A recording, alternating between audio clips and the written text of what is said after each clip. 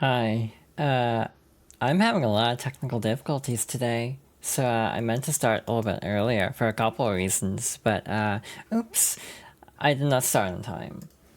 Hello, welcome. It is May 5th, also known as Revenge of the 5th, depending on if you like that franchise more than I do at the present time. But it's also a few other things too. For example, Cinco de Mayo. It's also Children's Day in Japan. And more so, to my interest, that there's another significance to Children's Day. I would assume that's the reason why this character is given this birthday. But it is a character birthday, so we're going to do something to celebrate. If you know me, this is going to be extraordinarily unsurprising what I'm about to do. But today we're going to be playing Mario 64. Completely, chill playthrough. I'm sure nothing could possibly go wrong.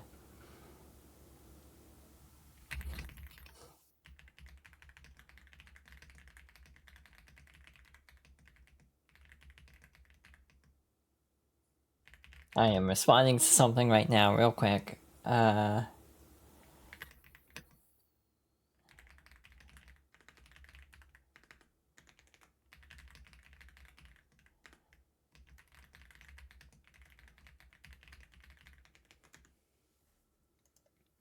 So yeah, hi. Hope everyone's doing well today. We're going to get started very soon because again I'm already running a little bit late. So we're gonna pause the music and hop over to this screen. I was having a ton of technical issues right before going live. Like, it would not resize the window. So he was hoping that nothing breaks spectacularly in like 2 seconds when I try to launch this.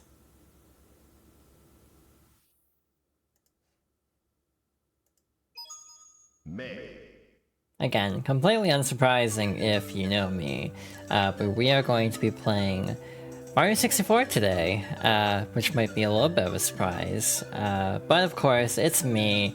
We are not going to do a straight playthrough.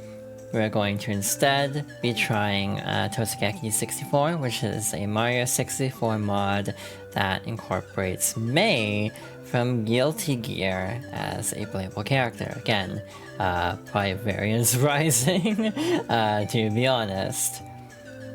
This is obviously a very interesting setup, so I'm trying to get everything working still, but we should be good to go very soon.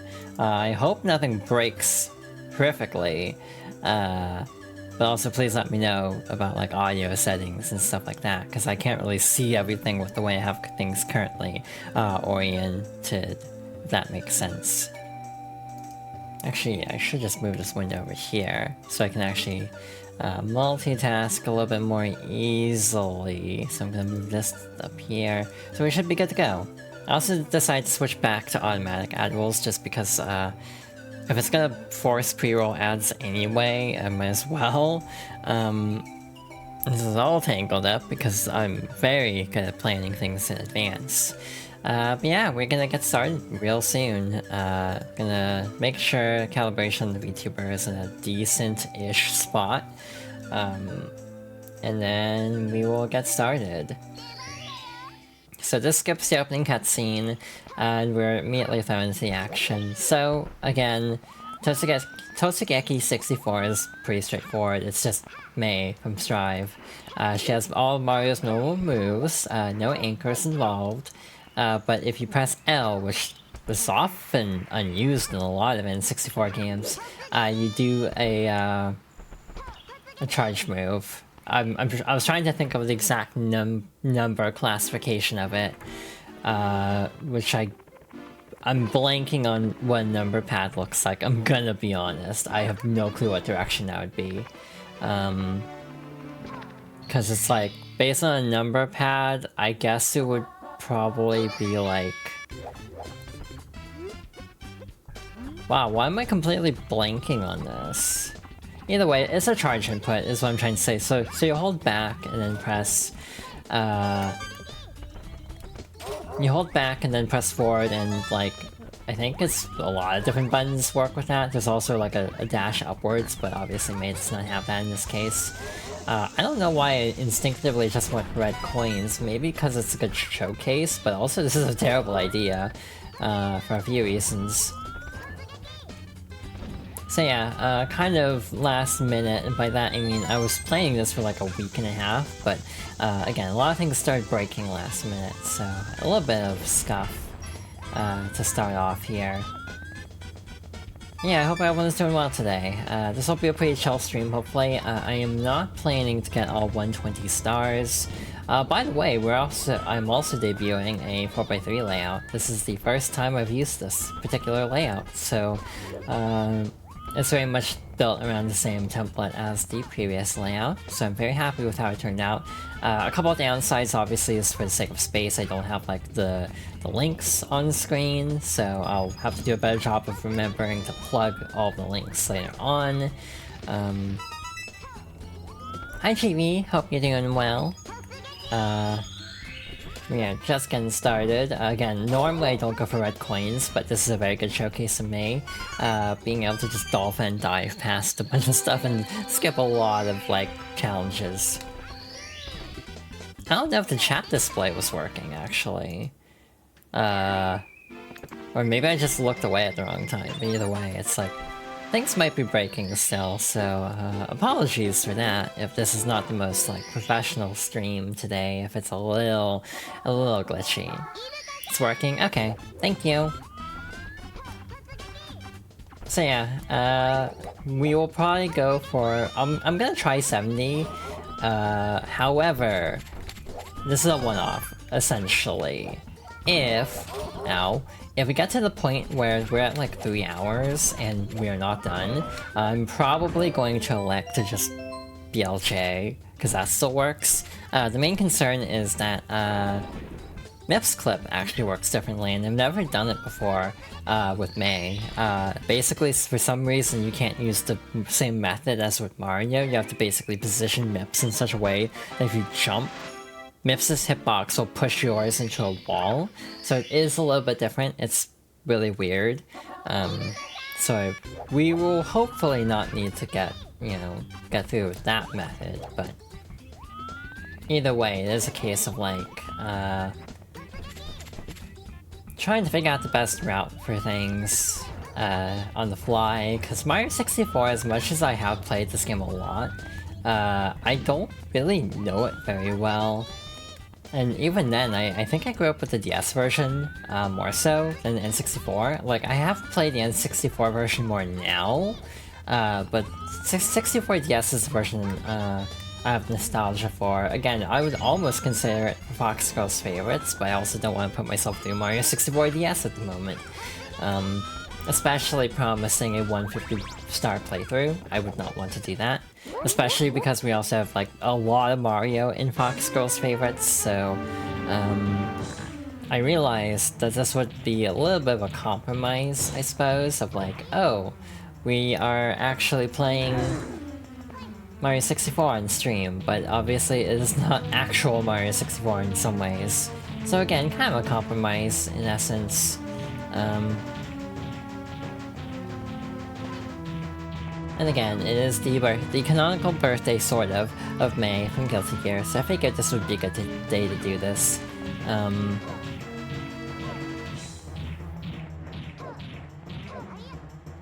I played it for the first time last night in sort of full, as in I didn't get every star, but I did actually, like, finish a run, basically, just to kind of scope out how things feel. And yeah, it's definitely doable in like 2 to 3 hours, but again, we might not get to 70 stars. I would like to get to at least 50, and then BLJ up the final staircase. But we'll see, because again, I'm not necessarily an expert at this game. We could be able to get through the full, 70 star by the end of this, but we'll see. And thank you for the hydration check, I always appreciate it. You're always on top of this.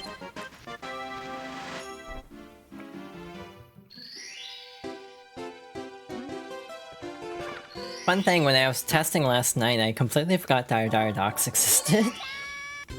No, not Docks, Charlie Roger Bay. I totally did not do anything there.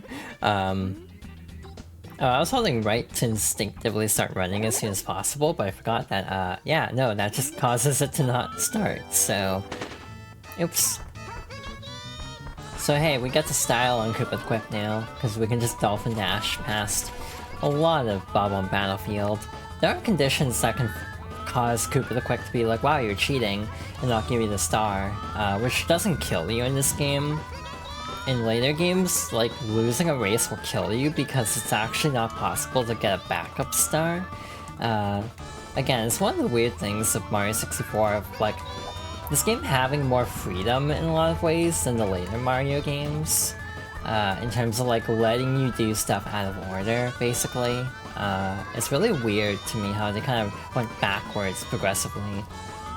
Sunshine also has very few sequence breaks, but Galaxy's pretty linear and straight up has different like set pieces of the galaxy, depending on which mission you're doing. So again, Mario games kind of get more linear as time goes on, which is kind of odd. Obviously, Odyssey kind of blows the lid off that order progression, but I think that holds up pretty consistently from Sunshine through 3D World, though I would argue 3D Land is more linear than 3D World, because that game is very small. 3D World's a bit bigger, just because it's accommodating for like 4 people at once. That'd be something to actually consider. I need to actually hit up friends on that, for a lot of things really. Like, I have been challenged to a race, for example, and we still need to schedule that at some point. But the person in question still needs to like do setup stuff on their end, so it won't be anytime soon, probably, though I think there were talks about maybe it being this week, but again, I have not heard back from her on if she's gotten OBS up and running. Either way, I also want to, like, I almost would be willing to consider a, co-op run of 3D World at some point. The only problem with that is, you know, Nintendo Net Play. So, because it's not the most reliable thing in the world, I do worry about, that being a little bit broken, and committing to a full playthrough, especially Champions Road, being definitely not a good idea.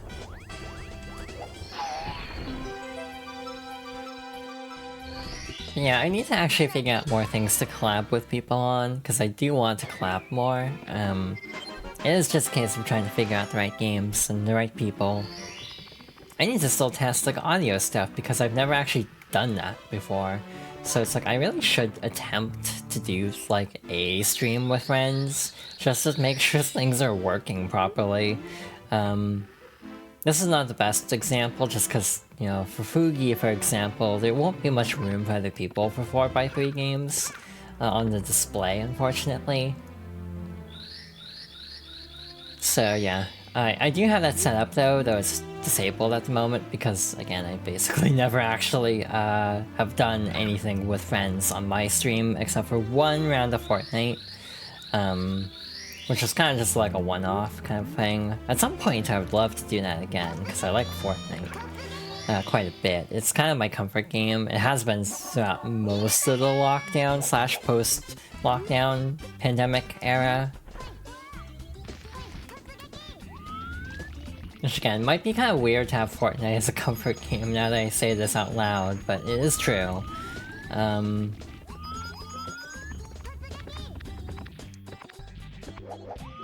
Kind of like a no-thoughts head empty game. That might sound a little bit of a dismissive way to put it, but it is true. Like a game I can kind of, you know, just vibe at, and not like... Even compared to other multiplayer stuff, like Rivals is obviously the big one right now. Oh shoot. This is not easy with this control stick sensitivity. It feels really off, actually. N64 games are actually notoriously difficult to emulate for that reason, because of analog stick sensitivity. I might need to actually go in and tweak settings, because I'm getting like very negligible dead zones, basically. There we go. Again, that is not convenient in the slightest. I might have to tweak that a little bit later. But it's fine for now.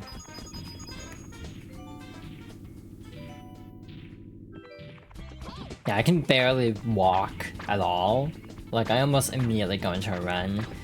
So yeah, I will probably have to fix that at some point. Though, well, this is like the one level where it's actually relevant, so maybe I could just leave it alone. Hi Nicole, Totsugeki.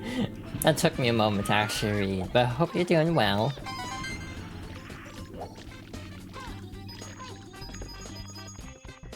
I'm just thinking about like an old like post I saw about like how cringe it is to celebrate characters' birthdays, and then just getting a ton of responses like quote retweets about like wishing various characters had happy birthday when relevant. Like I just thought of that because this is definitely relevant to that.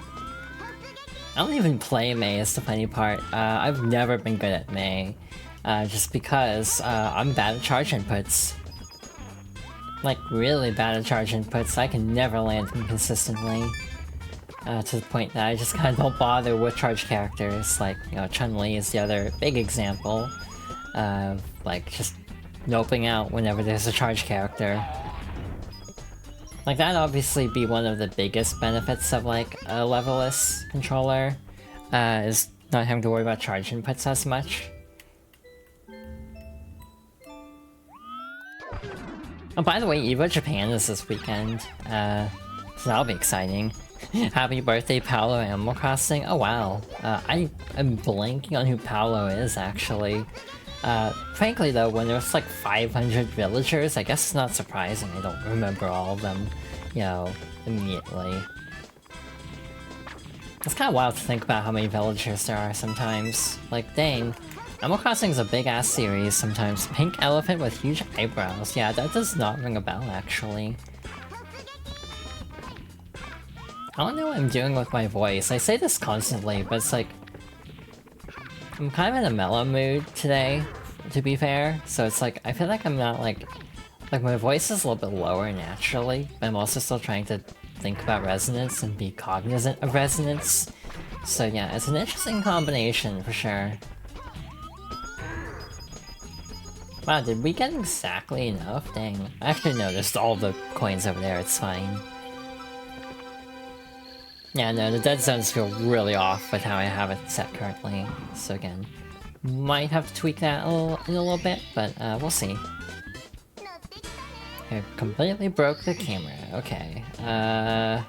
So now we have the fun task of how the hell do we get back down to the red coin star? There it is. Piece of cake. Again, this is gonna be a casual run, not like 100%, because I don't want to commit to playing like Hazy Maze Cave as Mei or Rainbow Ride. This will just be a pretty casual playthrough. Again, I'd love to get to 70, we might tap out at 50 just for the sake of time. But again, that depends on how I'm feeling, ultimately. The funny thing with Mei is she can kind of break certain stars like this, in theory.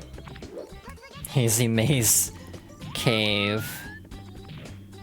Hadn't thought of it that way. I guess we have to do Hazy Maze Cave. With that being said, I don't mind that, I just don't like the 100 coins, it's very easy to die. And we don't like dying in this household.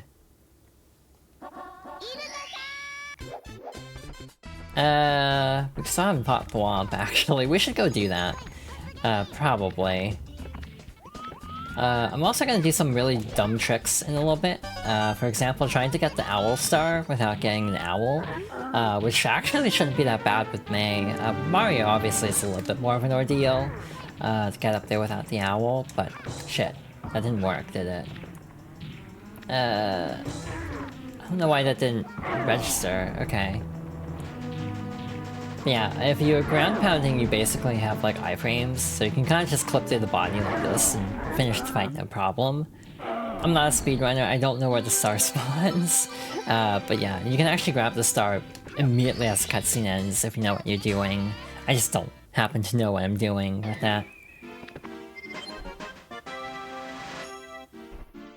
So yeah, and typically, because I have tried 16 star before, so I have a general idea of what the short stars are, quote unquote. Therefore, I am likely going to attempt at least to get some of the faster stars if we're only going for 70, ostensibly. Again, maybe fewer if I'm feeling spicy and want to BLJ. Alrighty. Up here, and now I have a plan to get the star without the owl, just to style on the game, basically. I'm going to try a very precarious dolphin dive off this tower to try to get to that cage. This may backfire horrifically. Never mind, it worked. Cool. I like how May is just the smiling emoji. Like, very little face detail.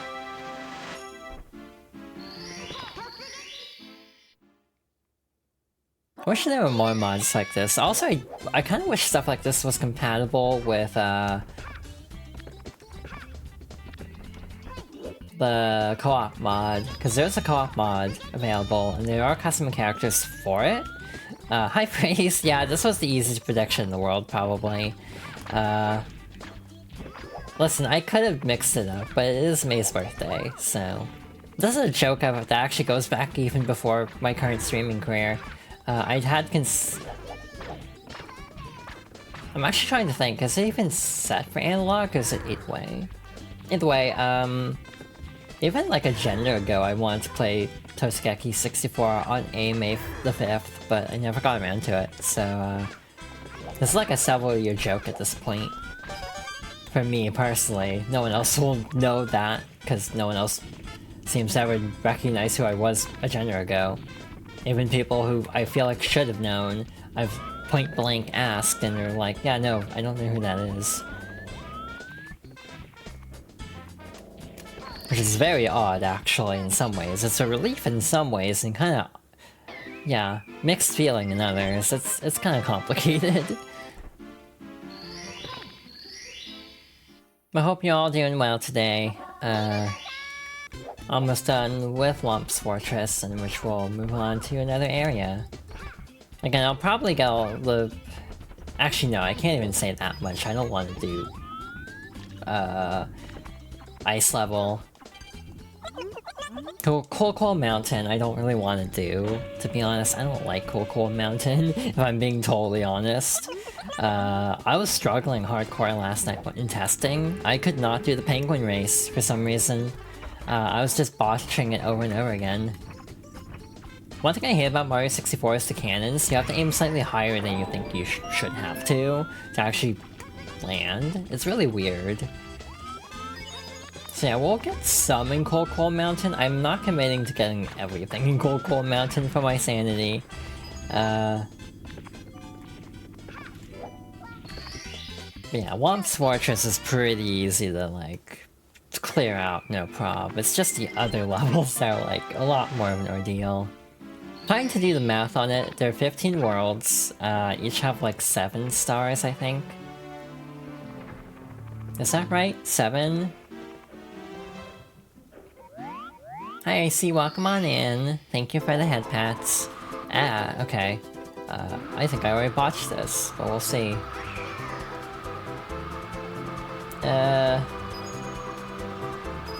Yeah, no, I already screwed this up. Cool. I don't know if I have enough height for this. I do. Okay. Hi Peter, welcome on in. Oh, hope everyone's doing well today. Again, I say that a lot, I've noticed. I need to come up with a different greeting. Should be 7, yeah. Oh shit, that's a problem. We're gonna die. Well, you can't die in this stage, but either way. That's a bummer. That's a bad way to end, but it just took too long. Second try. Yeah, I took too long getting the first 2 coins and didn't have enough time to get the rest of them.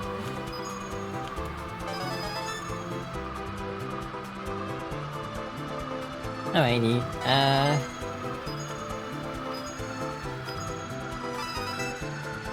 Yeah, I'm going too fast for my comfort level. Yeah. And then there's like 15 hidden in the castle itself. So like, you really only need to clear a certain amount of areas for this. You can also jump off this. I think that's more of a Mario World term, but I'm pretty sure you can actually do that and still get the star. But I may be misremembering.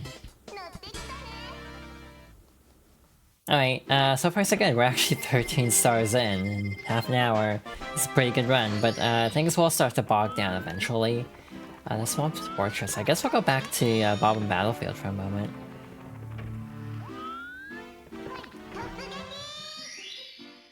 Watch me suddenly be like, okay, but what if we actually do get 100, like, all 120 stars? It's like, I know I shouldn't, but what if? The actual answer is I have other things planned for the very near future, to the point where I don't want to commit to, like, you know, multi-stream playthrough of Totsugeki 64, because I have other plans in mind. So yeah, probably just 70 at most. Again, maybe tap out at 50 if we're just running out of time. Ideally, we'll get to 70 to not have to BLJ. Not an issue of BLJing, but I just, you know, would like to see if I can actually get 70 stars in like 3 hours or so. Take out the Goombas, like so, or the coins. Because again, I just went through all of Sunshine not that long ago, and I already have Galaxy lined up, so yeah, I kind of want to do too much Mario, I guess. Because Fox Girl's Favorites is going to be very Mario heavy. It's going to taper off eventually once I get to the point of my life where I was diversifying more. And I'm already kind of dipping my toe into that part of my life with Sonic, especially. But it is true that, like, I still just played a lot of Mario until, like, the PS2 era. There's one game I'm really on the fence about because it's very important, but also it's a copyright hell. I actually just rebought it, like, because it was on sale for obvious reasons.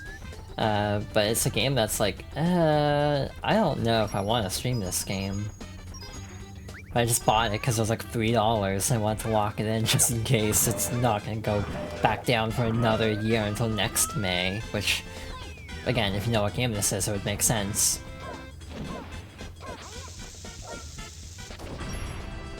But yeah, it's a very relevant game, so it's kind of why I'm like, maybe I should do it, but also, yeah.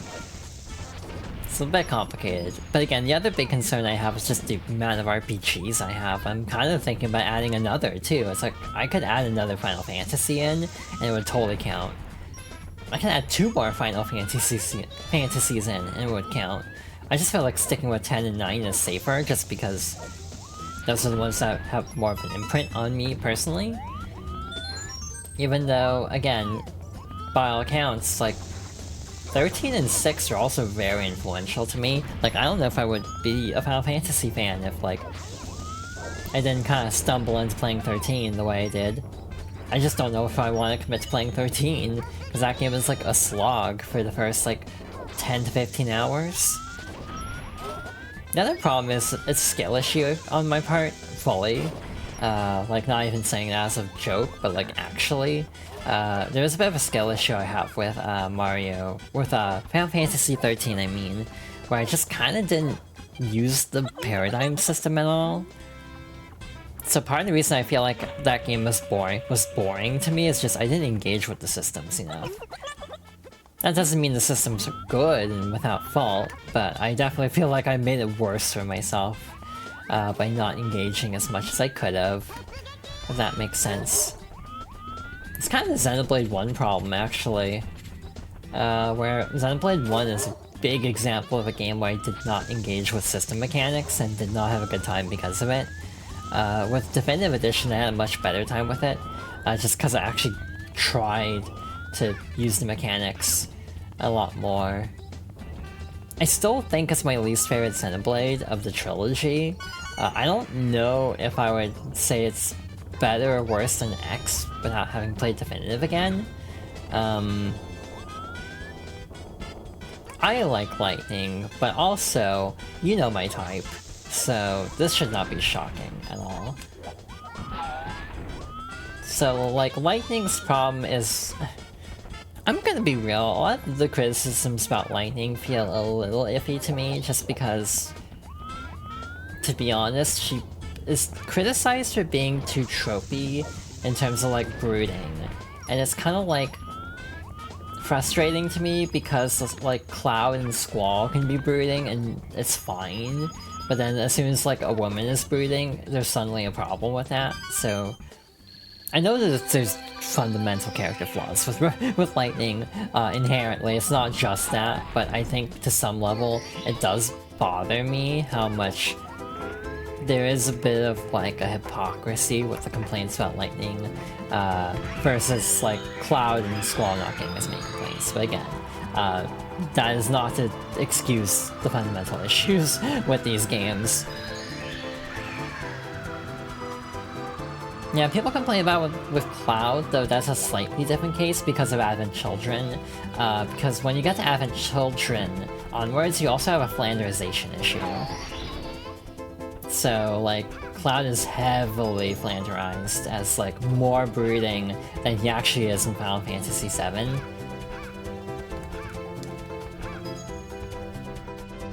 The weird analogy I just thought of on the fly is it's like the difference between Han Solo in the original trilogy and like Kylo Ren in the sequel trilogy in terms of like one being like brooding as a front versus unironically presented as brooding. I have no clue if this makes sense. Hi Aiden! Welcome on in. I'm just ranting about Lightning from Final Fantasy XIII. If I had $1 for every character named Claire who imprinted on my life, I would have $2. Which isn't much, however. Alright, let's try to get the star.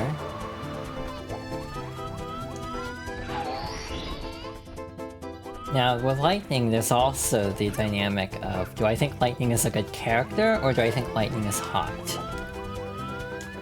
That's kind of the dilemma I face with trying to judge my opinion on Lightning, is I think there's an element of both. I don't know if she's like that good of a character though, but she is hot, so... Women pretty, as they say. Maybe 13 should be your first, it was my first, and I somehow stuck with the franchise after. I wouldn't recommend starting with 13. But, I mean, if you want, you can. I would recommend starting with, like, you know, 5, maybe. It depends on what kind of RPGs you like, for starters. Because, like, so many Final Fantasies have different, like, styles of RPG. Ow. For example, if you like turn-based, like if you like Octopath Traveler, you should probably play like 6. If you like Bravely Default, maybe start with like 5 or 3. It was your first 2? Oh right, yeah, didn't get very far, yeah, that's totally fair. I, again, devoted too much time to that game. I literally almost 100%ed the game, which if you know how to 100% 13, you know how like normal I was for these characters. I also like Fang, in all fairness. You're cool with action RPGs, so yeah, 7 Remake and like 16 would probably be up your alley then.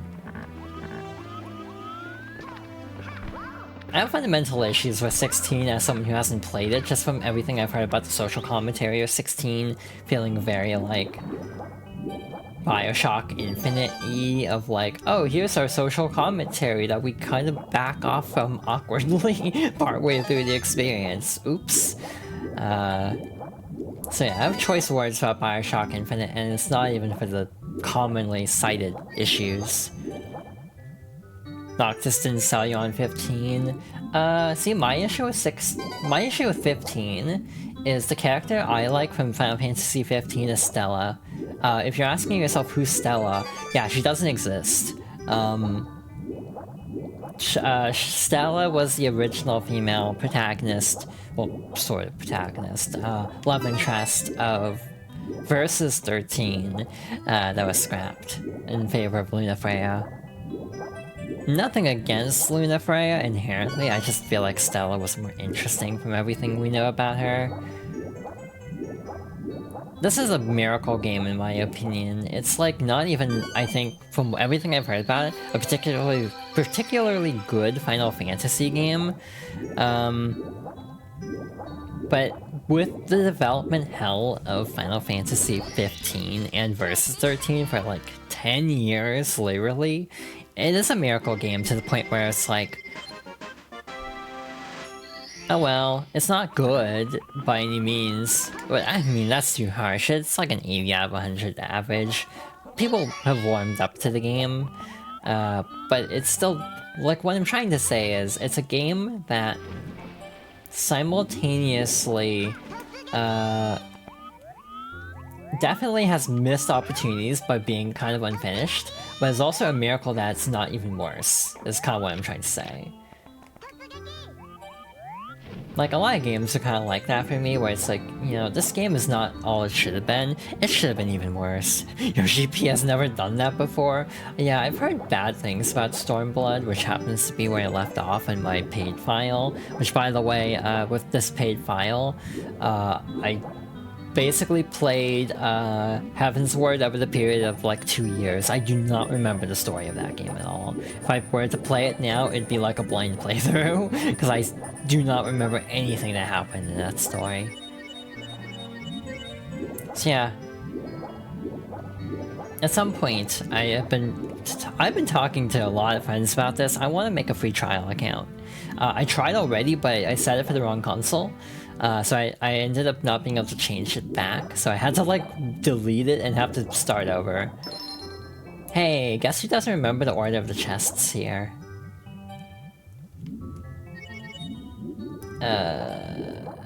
This one? Yeah, I thought that was wrong for some reason. Alright,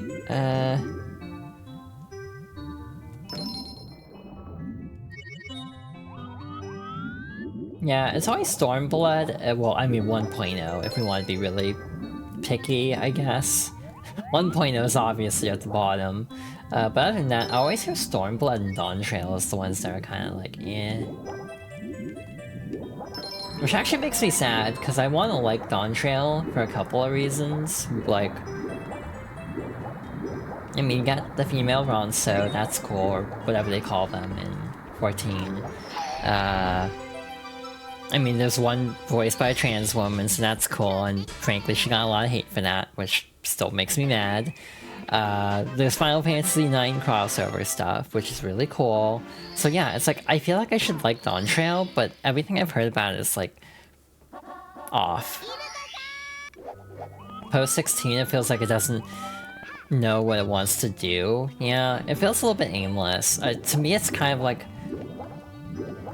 my weird take, and correct me if this is like weirdly off base, or if this is like fairly accurate, my kind of gut impression of 14 is Shadowbringers and Endwalker are basically Endgame and Infinity War, kind of, in a way.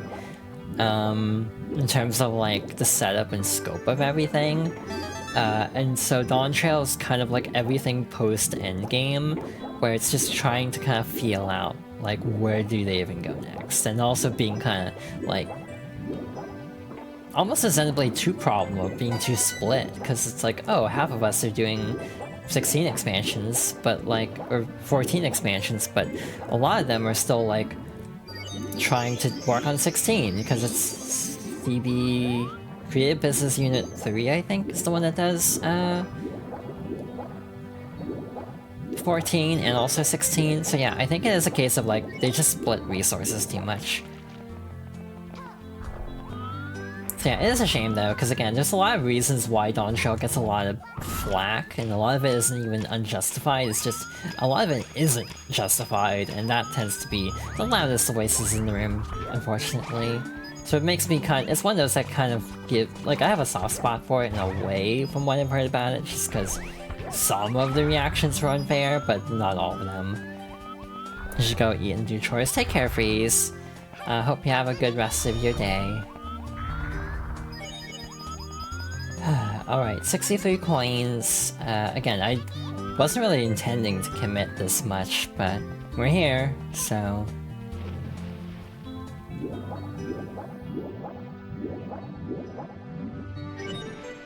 Okay, I forgot that glitch works. Sometimes? Yeah, that was a weird glitch you can do in, like, Dino Docks really effectively, like, clip to the top of the area for some reason. I don't know what triggered it there, but I have seen that happen before. So once started doesn't boot you out, yeah. It's, like, worth going for that way, for that reason. But also, Dino Docks is just painfully slow, like, it's skipped in speedruns a lot of times for a reason. So yeah, it's probably not the best call to be trying to do this. Also, like, where the hell are the coins I need? I feel like I'm missing a lot of coins. There's somewhere in the pillars at the bottom of the area that I totally just remembered literally right now.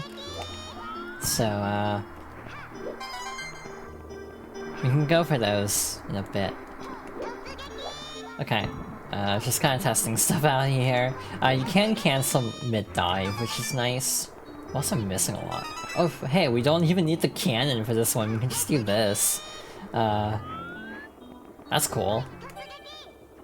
So yeah, May's a little broken, I think. There are separate categories for Totsugeki 64 for very obvious reasons. Because, yeah, obviously this would be faster in some ways, slower in others, because frankly the camera is real bad. Last one must be underwater somewhere, and also the rest of the coins must be... Oh, there it is. There we go, no problem. So now we just need to find 7 more coins. Shoutouts to Mario 64 DS adding in extra coins to areas like this, because god, this is a tight limit on this version. Like, we got exactly 100. Well, there's 101 that I can see right now. I have no clue where any other coins would even be, though, is the problem.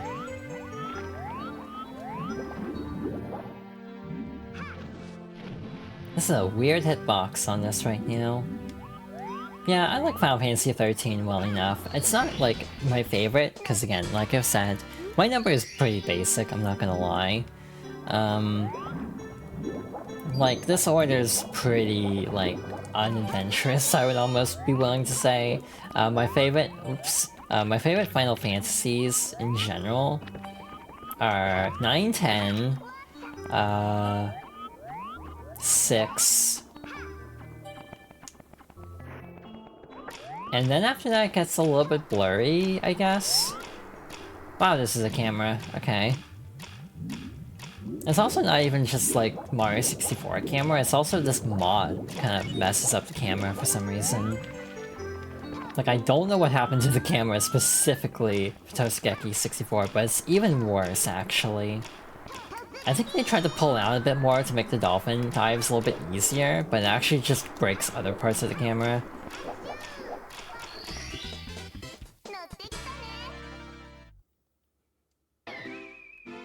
Yeah. 9, 10... 6... Probably 7? But again, this is going off of me never having played Final Fantasies 5, 11, 8, and 16. Again, I have my slight qualms with 16, just from everything I've heard about it. But I'd be almost willing to try it someday, just to say I have, basically, and to say, you know, I've played every Final Fantasy single-player game.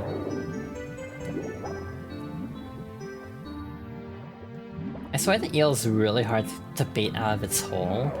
Like, sometimes it just doesn't want to cooperate. It's really frustrating.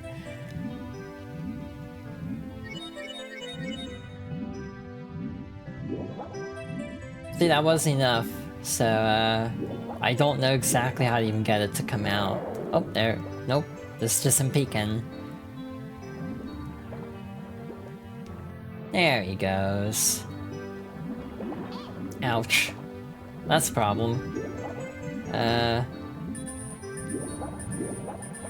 no, abandon ship. We need to live.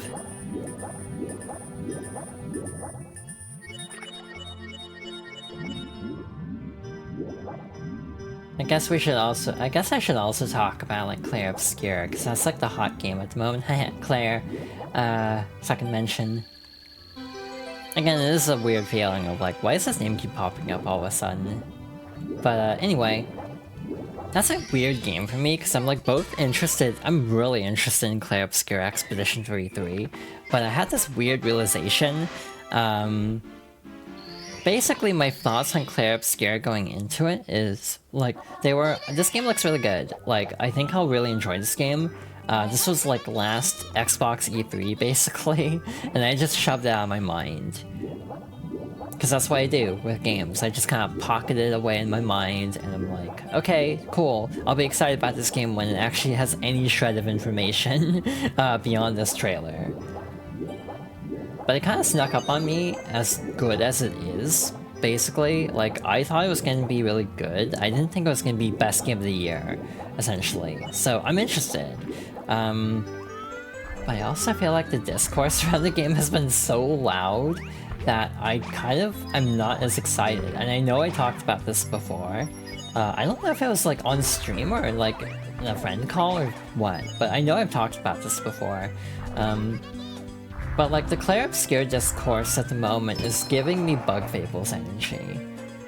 In terms of, like, wow, I wish we could just have a really good RPG that doesn't immediately get weaponized to dunk on another franchise.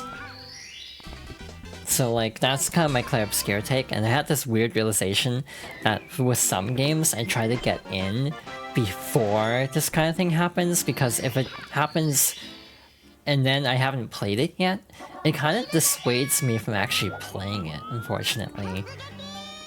So yeah, I have not played it myself, and I almost feel like there's this brief window of, like, I should play this game before, like, people start getting really loud about this game, and I've already missed that window, unfortunately. So, yeah, I'll get to it eventually, hopefully, and I still need to get to Bug Fables too at some point. Again, like, legit, the best way to sell me on a game is to not mention another game in a negative connotation. That is a very good way to get me to not care about a game very quickly.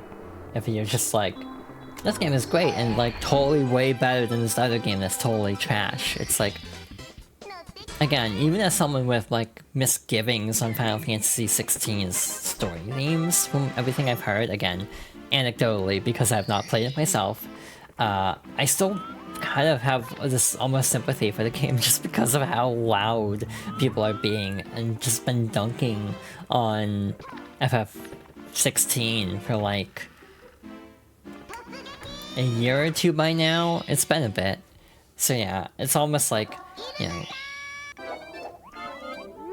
even as someone who's not, like, crazy about the game, it still is a case of, like, I almost end up playing devil's advocate for it a little bit, just because of how loud the opposition has been. Yeah, comparisons are the easy sell, which is just, you know, objectively true, but yeah, comparisons actually just turn me off of games, and maybe I just work weirdly sometimes when it comes to hype. Again, I'm someone weird and will actually like spoilers to actually get hyped on something. And that's not, like, a common take. I'm stressed. Okay, we're alive. We're good. I'm missing more coins than I'd like, though. Okay. I have not heard of Roland Rascal. Thank you for the hydration check. I'll take care of that in a moment, but now I'm locking into this slide. Like, again, I've talked about this before, I'm pretty sure, but the other big one for me is Spark the Electric Chester in Freedom Planet for Sonic. Where it's like, yeah, I know blah blah, Sonic had a rough transition to 3D, but it's like, I kind of wish people could just hype up this game without immediately dunking on Sonic all the time. I haven't played Freedom Planet in full. I actually would almost compare it more to Gunstar Heroes in some ways than Sonic. It's like a hybrid of the two, so it's like the Sonic comparisons, while not, you know, wrong, I feel like are actually underselling a huge part of the game, IMO. Because like the combat feels a little Gunstar's at times, in terms of like boss design and everything.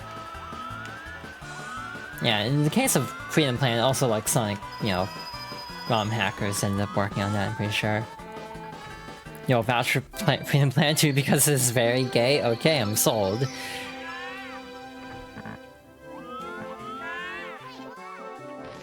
Before the in the after sequel? I didn't know they worked on that, actually. Huh. That's cool. I think I'm confusing too, though. I think I'm confused. Like, I just pictured, someone totally different, and I'm like, wait a minute, that's Megamix I'm thinking of. That's not the same person as After Years. Not After Years, that's FF4. Oh god damn it, I put an idea in my mind.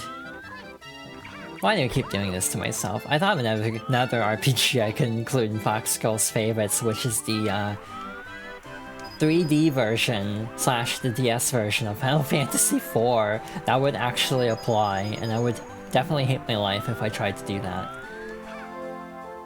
For those who don't know, Final Fantasy IV is like the DS version of Final Fantasy IV is like a reimagining in a way that's really cool, because it actively subverts if you've played the original.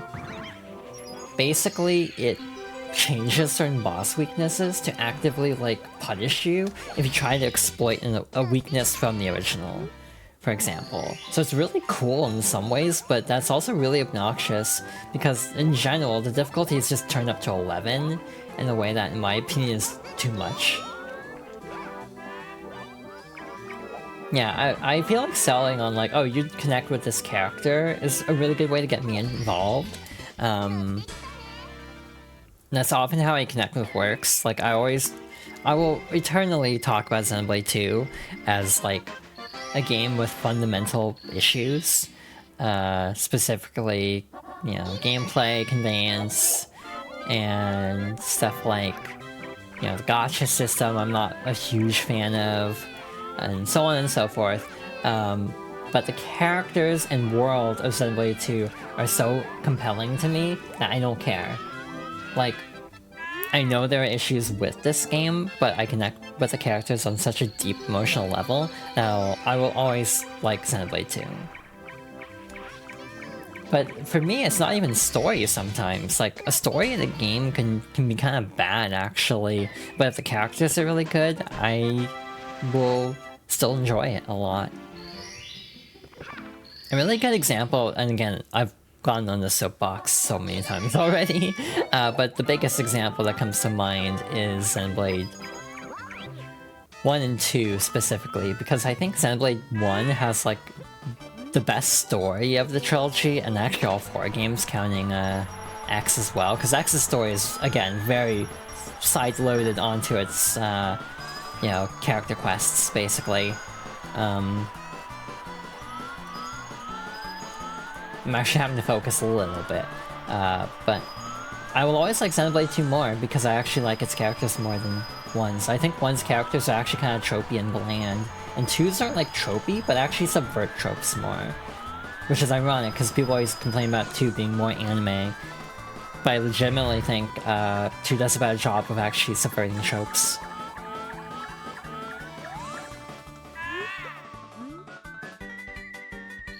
Trying to be insufferable about Iconoclast because I formed an emotional attachment to the angsty war criminal who really hates her job. Hell yeah, you'll have to see it. I still need to play Iconoclasts.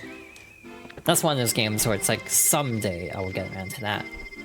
When that date will be, hell if I know, because I am very bad at backlog management.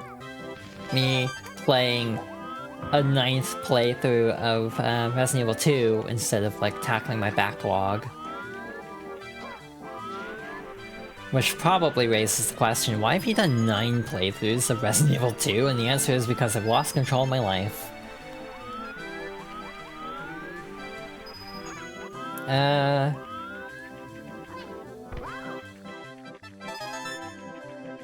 Let's see, there should be one somewhere nearby.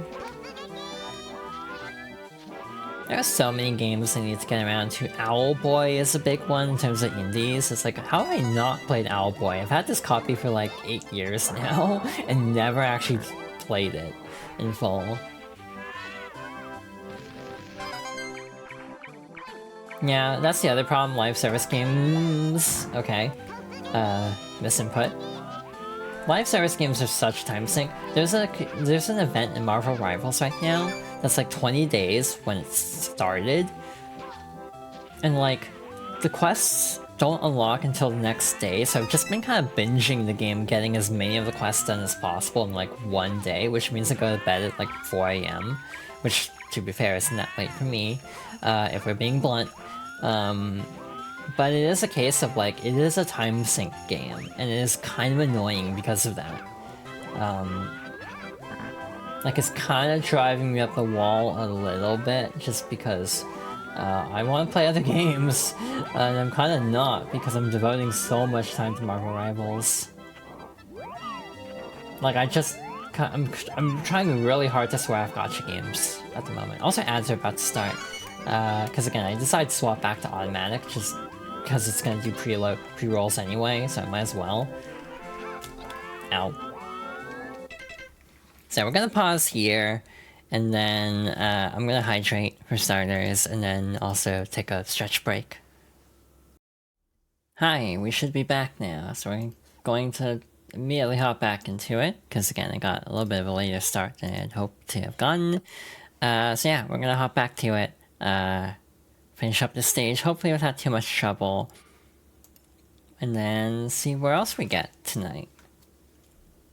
I feel like I'm off-center for some reason, like I'm craning my neck in a weird way, so I'm gonna reset the camera, and then see if that's a little bit better. That seems a little bit better.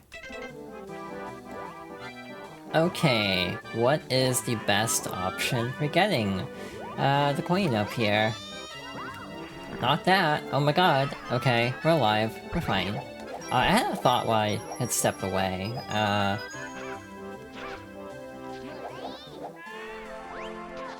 Player Obscure has timed hits, right? So does that make it more of a Paper Mario-like than a Final Fantasy-like in some ways? Like, does that logic make sense?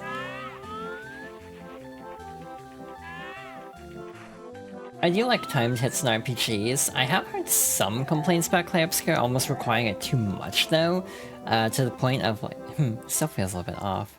A little too much to the point of being a little bit like too involved and kind of QTE-like basically. It's a Final Fantasy VIII like, that's true actually.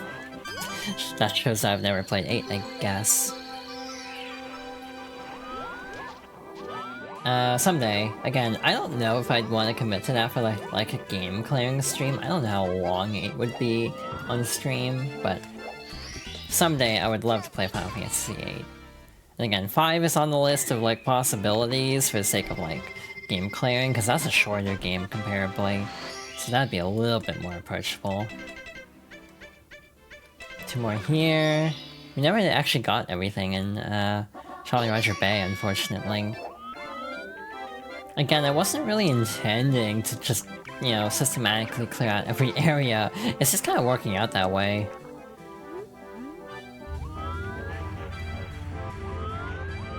You know a game I'm really looking forward to this year? Never mind, I don't think it actually has a release date.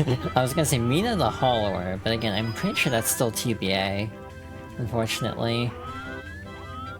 It looks really good though, from everything they've shown off of it. Someday we'll actually get news on it.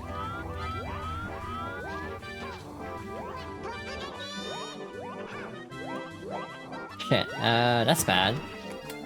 Okay, that's fine.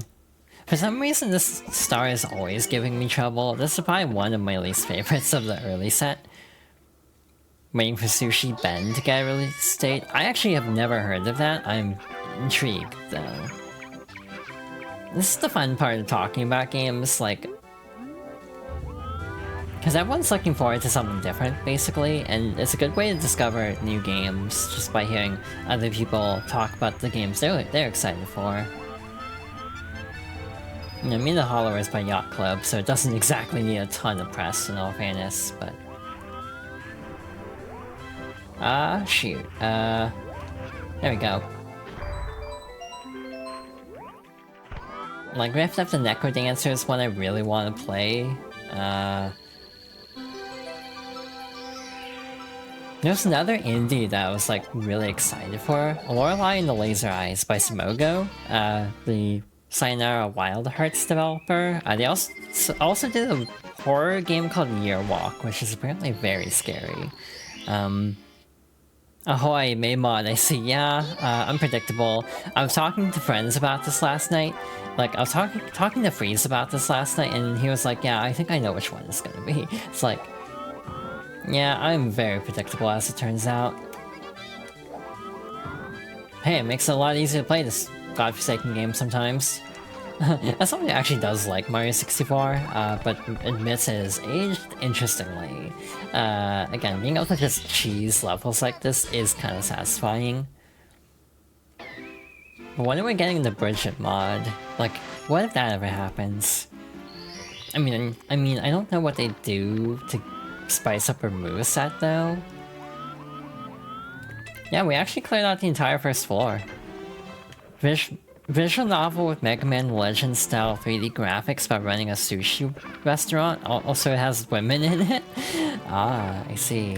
I think I actually might have heard of that now that you mention it. I remember a Mega Man Legends inspired game recently was kind of picking up, so I think it might have been that.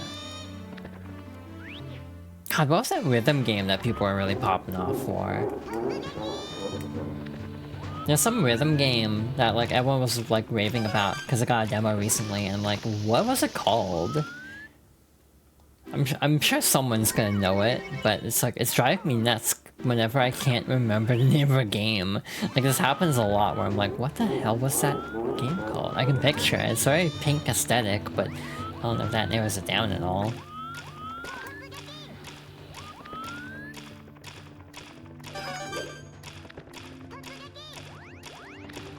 Alright, locking in for Bowser.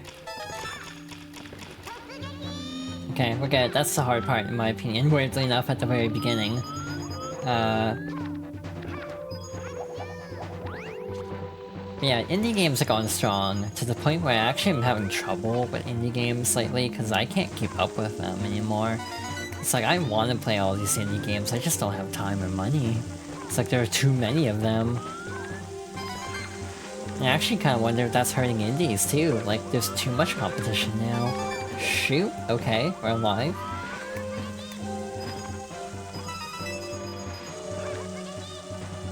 Alrighty, again, my analog sensitivity is really off today, so, cause I had to like reset BizHawk, because I was having trouble with it, capturing properly, so I ended up just deleting the INI, but because of that, a bunch of stuff broke. Okay. Cool. We're good.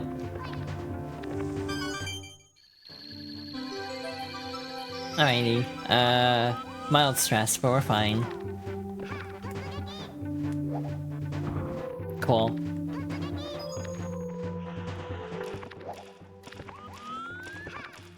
Oh, I'll read that in a second, as I'm on the clock. Never mind, I'm not on the clock.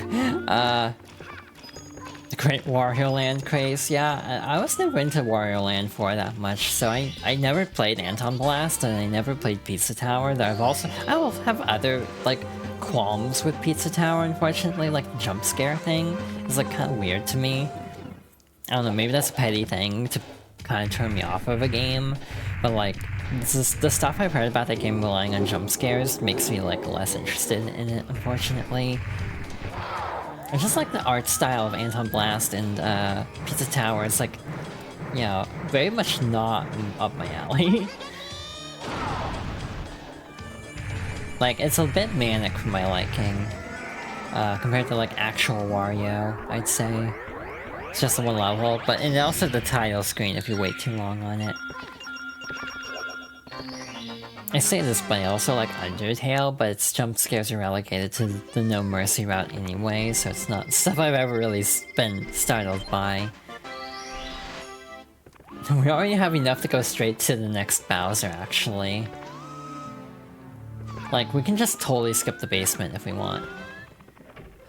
Which I might actually do, because I don't really like the basement levels. They're actually really fast though, so we could get up to 50 really easily here.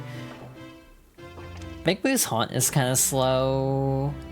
We also need the invisible cap, so we should go get that first. Yeah, Mip's Clip works weird in this particular mod. Like, I'm gonna try to show it off just to kind of give an idea. But like, in videos of speedruns I've seen, the recommendation— I'm not even gonna bother with like leaving the star because I don't need it, I have 30 stars.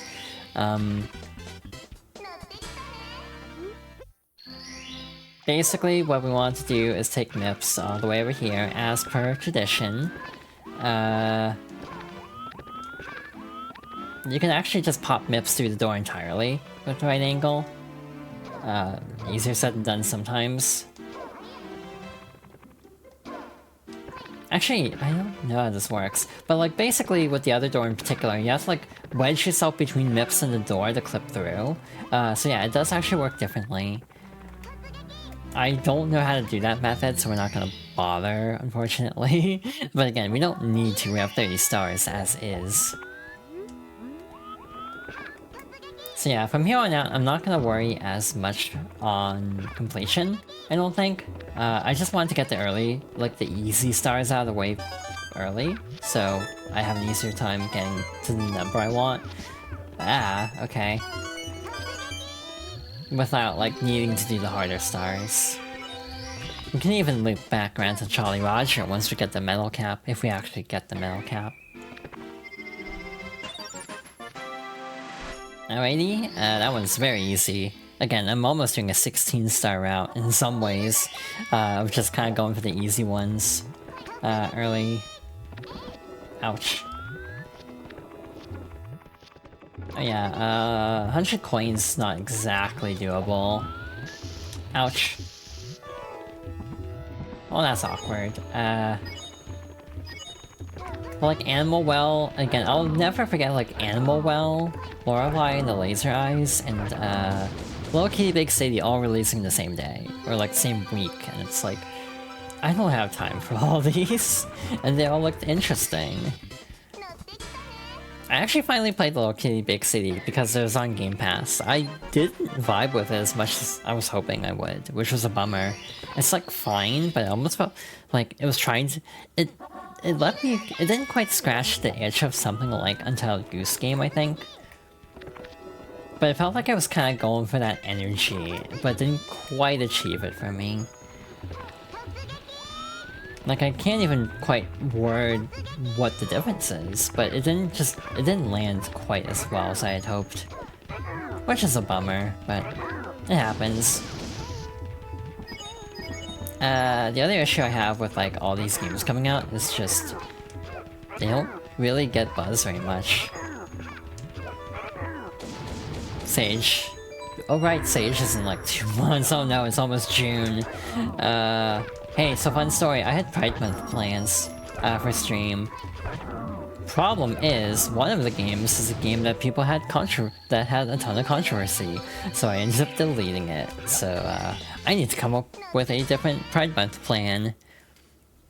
I can talk about it now, since I'm not doing it, but basically Pokemon Infinite Fusion, but specifically a mod that lets you basically gives you a Pokemon of your choice, for easy fusions. So for example, you can set it to whatever you want. So I was gonna set it to Sylveon, and then just do like a Transpride, you know, run of Pokemon Infinite Fusions, but then all the controversies with Infinite Fusions happened, so I'm like, okay, I need a different plan. I don't know if they ever, like, addressed that fully,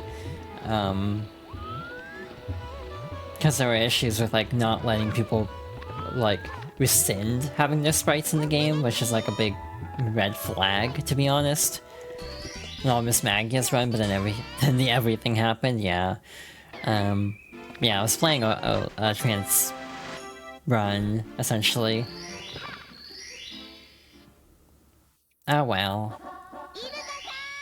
Which level has the shell in it? It is this one, okay. Hey, remember how I said we're not gonna go for, like, all the stars now? And I'm still going for all the stars here? The thing is, Lethal Lava Land is easy. It's Shifting Sandland in this set that I don't like. And Hazy Maze is also pretty rough.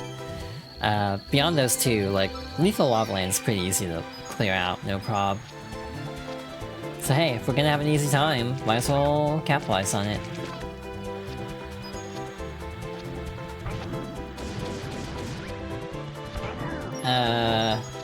And like, Fox Girl's favorites, like, as a concept of me playing games in chronological order, that resonated with me. It is kind of backfiring from the perspective of, oh look, a game I can't do yet because it's dedicated to that series, unless they just double up, which I kind of don't want to do more than necessary, I suppose, because, you know, like, how can I diversify a playthrough of Celeste and make it, like, different? If I just keep playing Celeste over and over again, basically. You know, as much as I like Celeste, it is a case of, like, there's, you know, only so much Celeste I can actually take, because that game is very difficult. Ow. Ouchie. I'll get their coins up here. I don't know if these bullies have anything.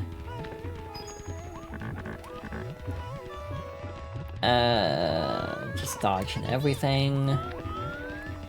Should be more stuff over here. I feel like I'm missing a lot of coins, actually.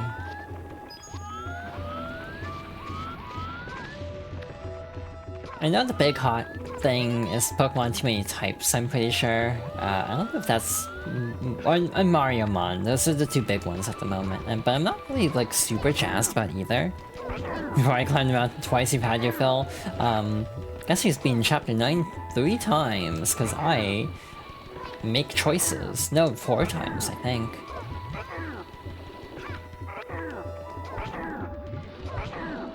It was a 3. It might just be 3. Either way, I've played Celeste a lot. Celeste I would almost put in the Sonic Mania tier of I love this game. I have played it too many times, and that is completely my fault.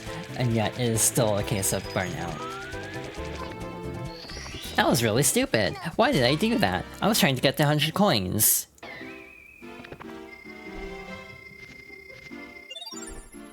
Oh, so much for that. Mariamon's fun and short for Pokemon? Well, that's good to know, actually. My biggest issue with Mariamon as a concept is just, like...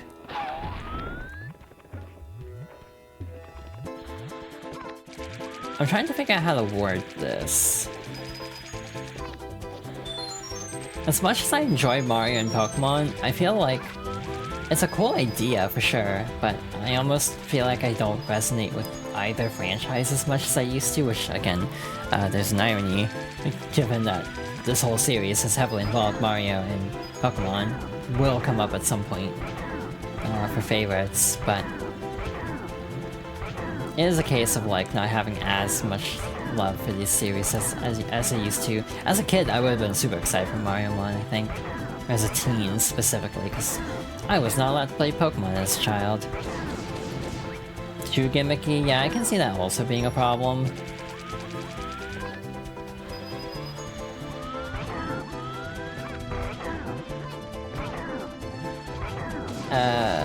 Okay.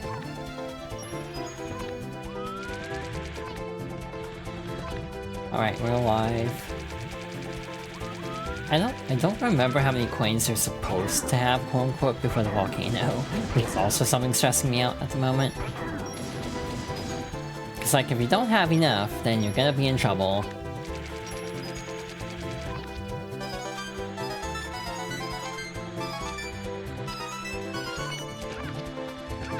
Ah, I'm just gonna get off the shell. Not worth almost dying. So when it actually completes the first time, it gives you a ton of coins, so...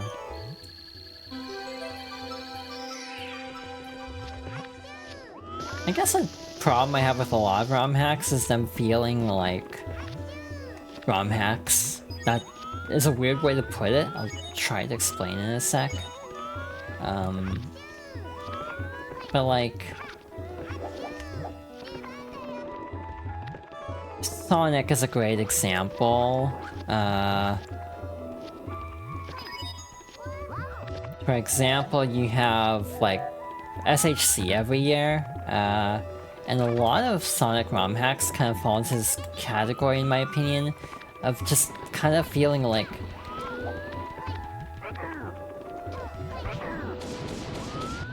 very toss different assets into a blender and see what comes out, kind of. That is not... that's more dismissive than I should be, fully admitting this. But it is something I think about from time to time, is like a lot of Sonic, like Genesis ROM hacks. It's like, oh, that's music from this other series. And it's just kind of like... it makes it feel a lot less like polished, I suppose. There are some ROM hacks that use like completely original assets, and I'm always very blown away by those, but I do feel like a lot of them use like existing assets in a way that's like, yeah, it makes it feel more like this is just a fan project. But again, it's like you gotta start somewhere, so it's not like... yeah, and, a lot of them don't get far long enough, yeah. Ouch. Okay, we definitely have enough coins now, so we'll hop to the volcano. Actually, we'll be able to get it right away. So yeah, that's kind of like an issue. Pokemon definitely has that problem. A lot of Pokemon ROM hacks are just like, let's make Pokemon edgy. So like... I'm kind of over that whole thing. I'm also over it in movies, in all fairness. Like, you know, let's make a horror movie out of Winnie the Pooh or Mickey Mouse and all this public domain stuff that's happening. Ring Racers also feels different somehow. And I feel like Ring Racers is a matter of polish. I don't know how to say this, but like Ring Racers and Robo Blast in general, I feel, despite, you know, being Doom and everything, they sort of don't feel as like... I guess maybe because they might have more original assets or something like that. Again, it's hard to like quantify why that feels different to me.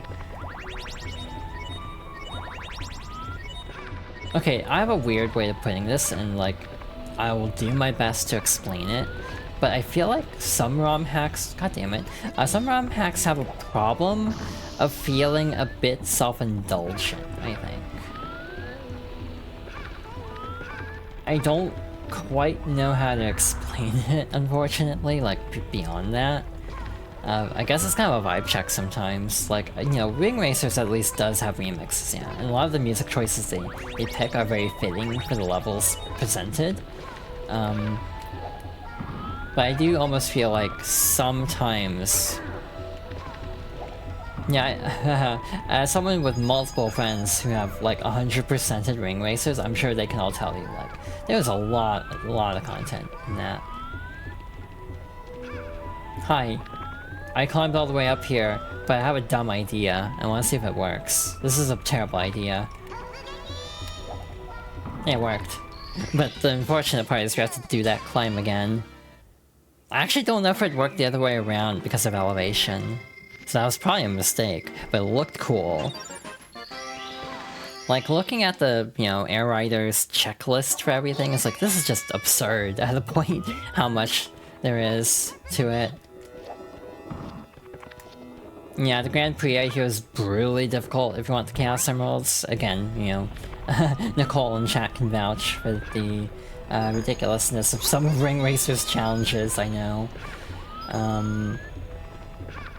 Yeah, that's kind of my feeling, where it's like, Ring Racers also, I think, kind of falls into that a little bit, where it's like, it almost feels a little self-indulgent at times. Almost more so than, like, original Robo Blast, if that makes sense. And again, it's like a really weird thing to try to quantify, I think. And again, maybe... well, I also should clarify that when I say self-indulgent, that's not even a bad thing. I'm all for self-indulgence, but it kind of makes things feel less official, I guess, if that makes sense. It gives it a vibe of, like, this is a fan project versus, like, this is, like, trying to present itself as professionally as possible, I suppose. But again, I have no clue if I'm explaining this well whatsoever. So do pardon me if I'm completely misspeaking.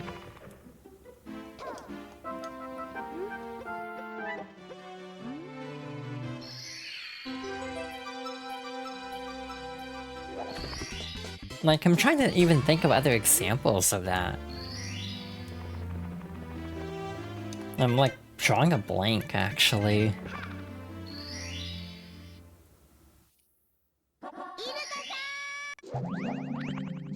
Yeah, it wears its inspiration on its sleeve. That's a good point.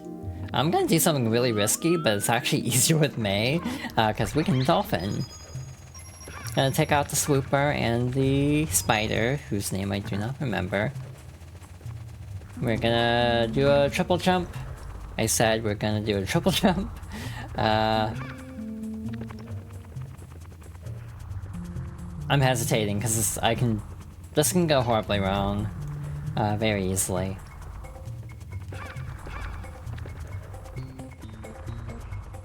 Yeah, I've decided if I ever do Ring Racers again on stream, I'm gonna restart, probably, because I don't remember how to play that game whatsoever.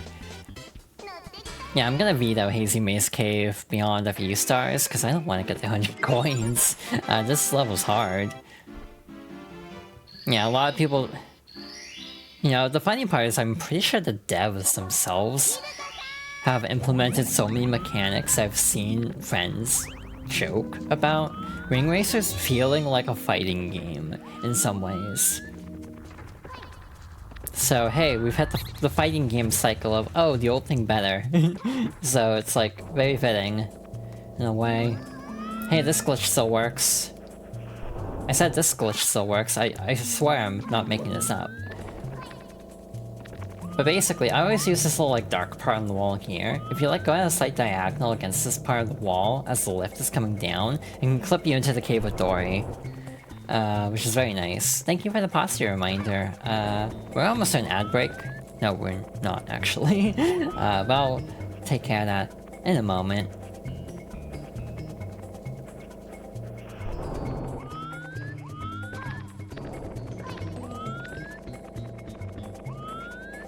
It's like the Street Fighter 6 of racing games. No, that's not even a good comparison. There are more complicated fighting games than that, I'm pretty sure.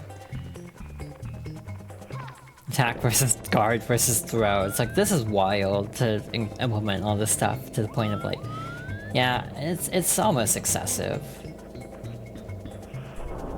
I was getting this trick down really consistently last night. I have no clue what's happening. Probably because I'm also trying to commentate a stream at the same time.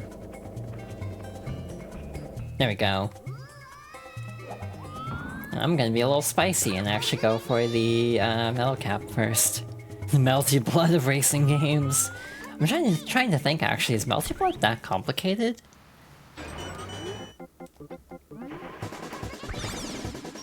I've only played Actress again, briefly. I did one run as like Archetype Earth, who ends up being like the most broken character in the game by accident.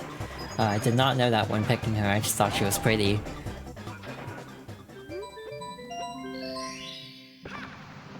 I'm sure that is a certified Yuna moment right there. I know there's all sorts of like style selections in Melty that are really complicated. It's like, it's a really cool series, I just can't get into it as much. Again, the fighting game I'm currently eyeing, if I'm going to get into one, is probably Grand Blue.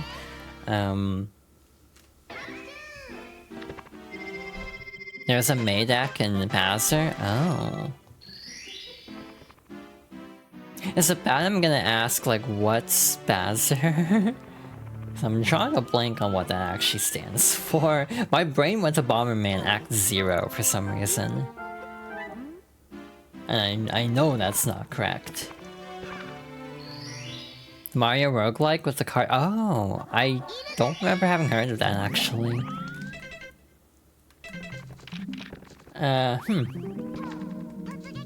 Mario 64 is a roguelike deck builder. Yeah, I'll have to look into that. But yeah, we're coming up on Sage in like a couple months. We're coming up on SHC in like 5 months. Jesus Christ. I don't know how I feel about that, I'm not gonna lie. Feels too soon for all this stuff to be happening. My birthday's only in a couple months and that's horrifying to me. The Sonic hacking contest get dates. I'm just kind of estimating like October, November, because that's usually when it is. Like that kind of season. I don't think it's gotten actual dates yet. It's October again. Yeah, that would make sense. I'm excited for it though. I love SHC season. Even if I don't get to, like, even if I don't play much firsthand, I just enjoy seeing the creativity. Which is funny, because I was just sort of complaining about that earlier.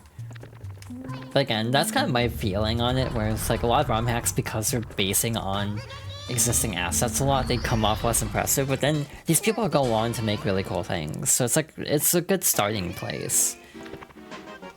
So that's why I'm like, yeah, even if some of these mods are very self-indulgent at times, it's like it's not a bad thing that they are, it's just, you gotta start somewhere. And starting where you're passionate is always a good idea.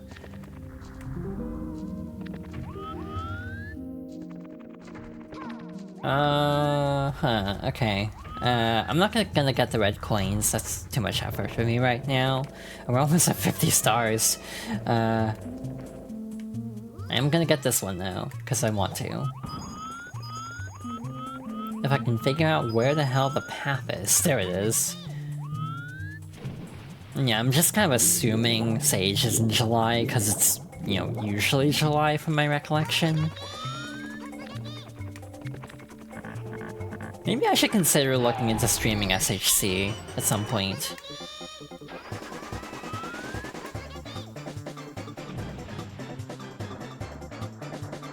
Like, that might be fun, but again, we'll see. Again, so many friends also stream SHC that I almost feel like I'd be stepping on toes at a point. It's August this year? Oh. Well, that's nice.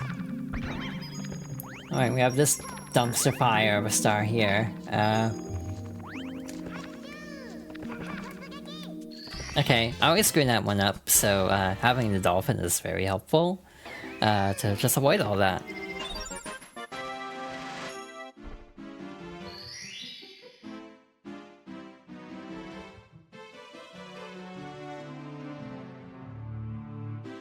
Quick stretch break and hydration break, but we're good to go.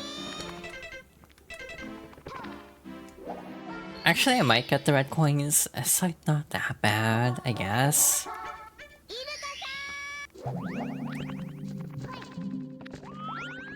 I don't know.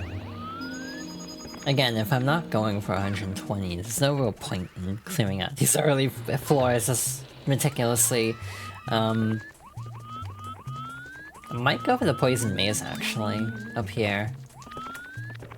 Or is this the exit to the maze?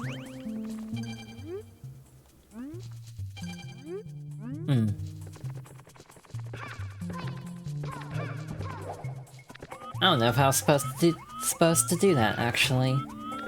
But it worked, so I won't complain. Where the hell is the star here? Up there? I think it's up there. I'm just being lazy and reckless. That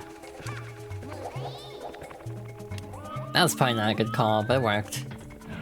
I hope this is the right one, and not the one that I've already gotten, now that I'm thinking about it. Yep, that's the right one. Cool. So yeah, I think we'll move on to shifting sand, but only get like 3 there. Maybe 3. That might be a little bit generous, actually.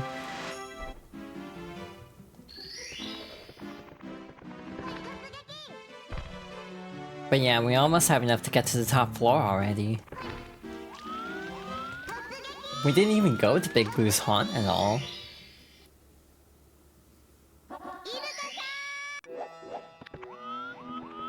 Alright, this is my favorite trick normally, is to just go over this hill. It's obviously a lot easier as May.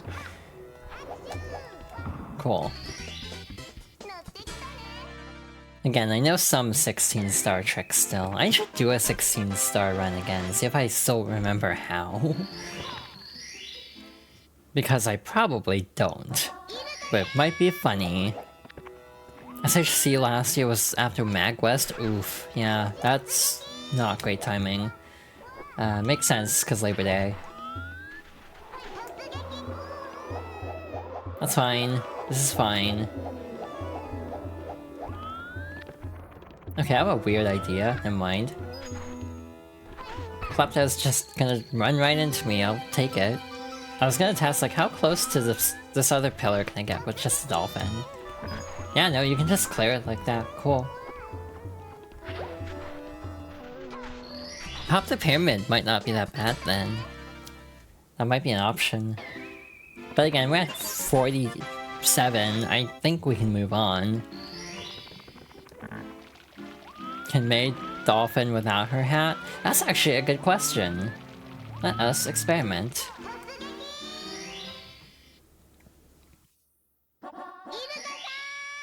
Alright, hop, skip, and jump over here. My favorite thing in old games like this is how a lot of enemies are just 2D sprites. Like, I'm pretty sure the Pokies are sprites.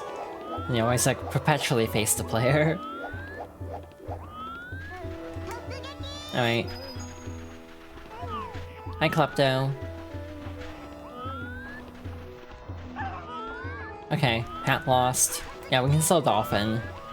So yeah, I'm assuming it's just double damage like usual. Now we have the problem of I don't have a hat.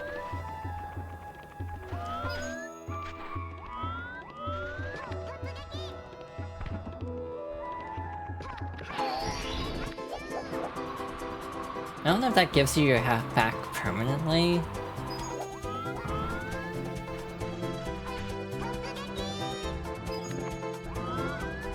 An attempt was made at being fancy. May now has negative penalty. Okay, that does not count. Oh. Well, we should get our hat back at least.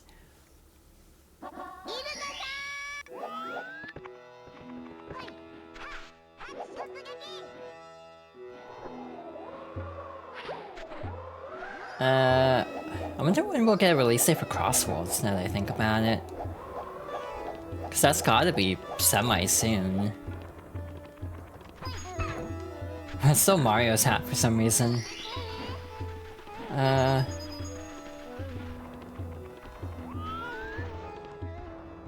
I just do this and keep it? You can, okay, that's really convenient. Oops, didn't actually fight Bowser yet, I completely forgot. Well, since we're here...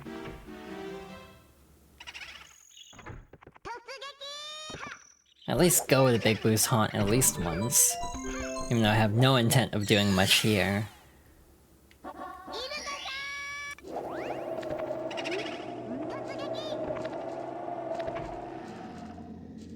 It's kind of funny how this predates Luigi's Mansion.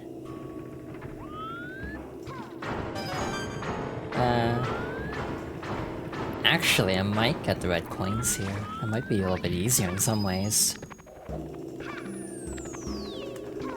You know something I really want to do, and I've been kind of itching to do it lately? Like, I want to play like, more Mario Kart on any Mario Kart on stream. But specifically, I want to do 8 Deluxe, but try doing all, like, cups in one stream. But specifically, Specifically... Brain, please. Specifically do a,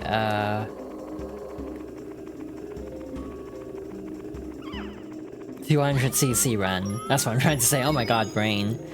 I'm struggling a little bit with that. Trying to word. But yeah, 200cc, it'll be a lot faster. That'll probably be like 3 hours instead of like 5 hours. Straight up. Like, it cuts down a lot of time. Oh, okay, camera. So you're having a good time.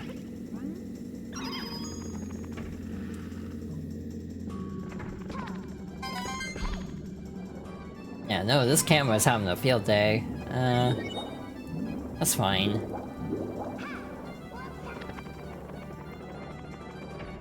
Is this actually active? I can't imagine it is. Cause yeah, that would give you 2 big boo locations at once.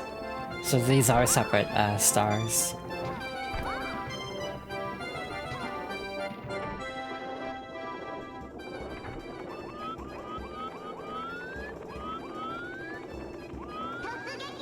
I'm extraordinarily turned around. There we go. Again, this camera is so broken in this mod for some reason. Like, we are not supposed to see inside these walls. Oh, I just had a realization. We're probably going to get Double Dash on NSO. Well, if that happens, that'll make my life easier, because I might want to play Double Dash again at some point. Oh. Why did it just drop frames all of a sudden? Drop 5 frames for an encoder error. That's been happening occasionally, where I'll just have a random, like, encoder issue, and it'll just drop a few frames. It's not like a huge deal. But it does kind of bother me, because I'm very much a perfectionist in a lot of ways. So like little drops like that kind of bug me. Like, I want my stream to be as smooth as possible, so 5 frames is like negligible, but it still just kind of irks me a little bit.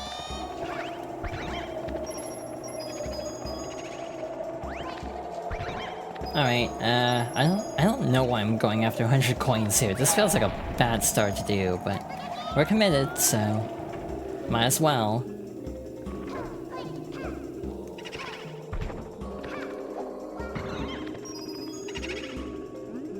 I also wonder what the rollout is gonna be, cause like, I kind of feel like GameCube is easier to run in some ways despite being more powerful. Like, I kind of feel like it's easier to run than N64, which is just notoriously difficult to actually run in a lot of cases. Like, official solutions and, you know, fan solutions like for N64 always seem to have, like, major issues. Wow, I can't see anything right now. There we go. Again, great camera.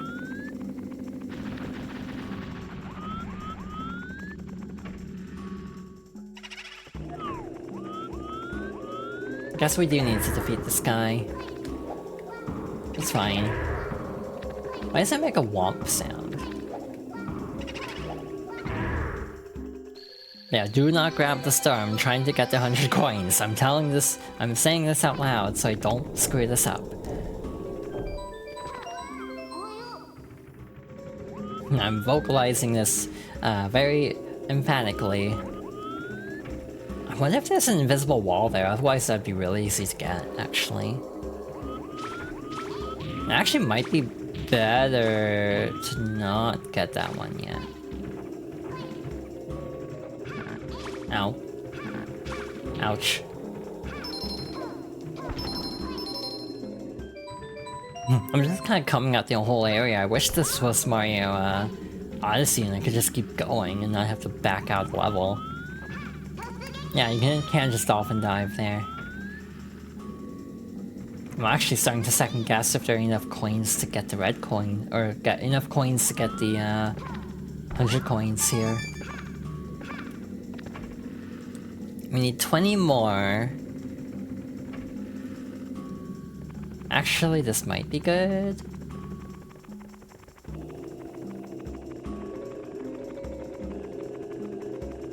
Again, for this series I've considered doing, Super Circuit also, because that was another game from my childhood, but that requires me to play Mario Kart Super Circuit, which is not one of my favorites, if I'm being honest. Hello, welcome to the stream. Ouch. We're just playing some modded Mario 64, because I really like Guilty Gear.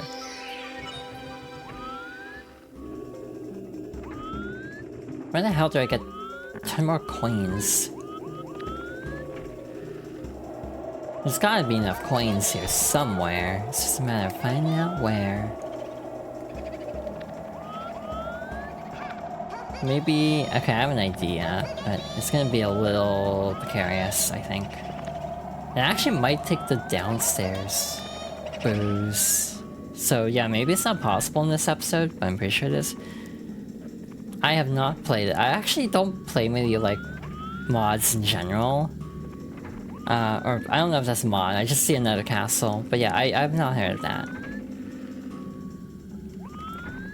Yeah, I'm also not super into horror games. I'll make exceptions, but it's not my, you know, preferred genre, if I'm being honest. No more haunted books? Okay.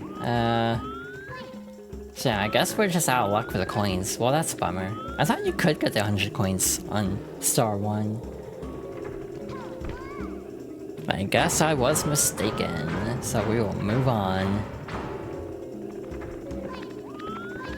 Again, we might not get the red coins here, just because it's gonna be an... or not the red coins, like every star here, just because it'll be an ordeal.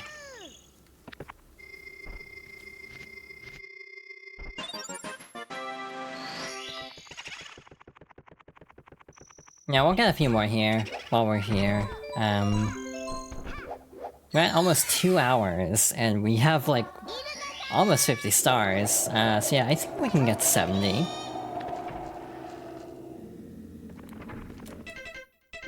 Big Boost merry-go-round.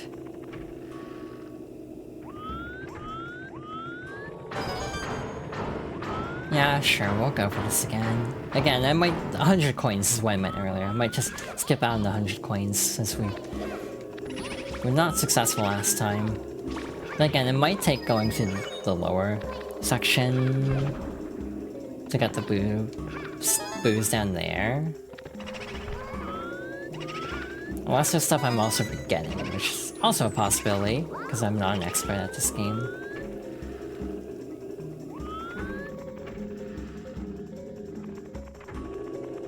Nothing in here. Okay.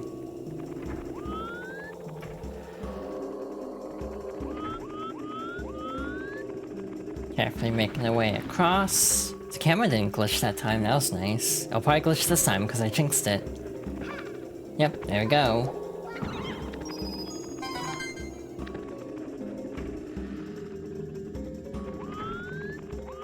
Okay, that's a complete comb over of that section, so we'll start back up here.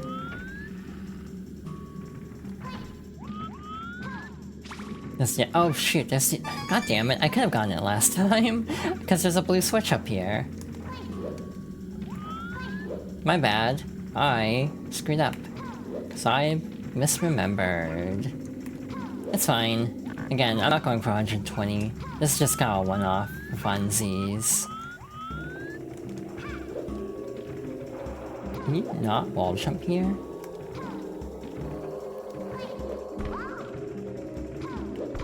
You can, okay. Yeah, if I had remembered this blue switch, we totally could have gotten it last time, so that's on me. Damn, that's an easy 20 coins. Yeah, no, that was a big misstep on my part. Well, in that case, we might as well go for the 100 coins. Yeah, I completely forgot what I was talking about before. But yeah, I have so many stream ideas, and a lot of them are just like... going to be a lot of work, to be honest, so I'm trying to figure out the best way to approach them. Because I also don't want to just stream a game and, like, not have it... I guess not have it go well. It's kind of a simple way to put it, but, like, more specifically, I want to give certain games, like, the love I feel they deserve, which I think is going to be difficult in some cases, specifically RPGs. It's like, if I want to show everything in 10, Final Fantasy X, it's going to be a lot of work. That is not a short game by any means.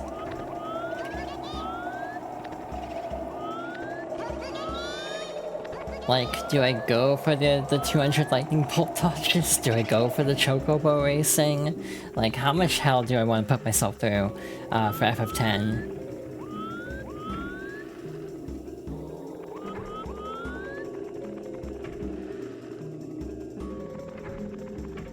Yeah, we didn't actually fight these two, so that's another 10 coins, so we should be only 10 short. There's another Mr. Eye on the second floor, and then there should be another boost somewhere. I hope, because again, otherwise I have no clue.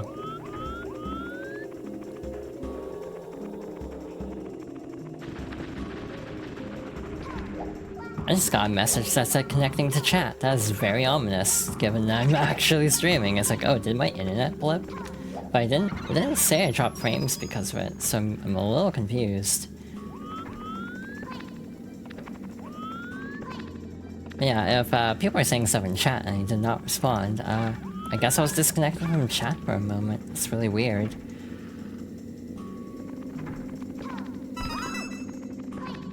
And the final 2 red coins should be in the coffin room. Should be this one? No, not this one. Wait, it is this one. Yep, good to go. That should also cause the other star to pop, too. Very efficient.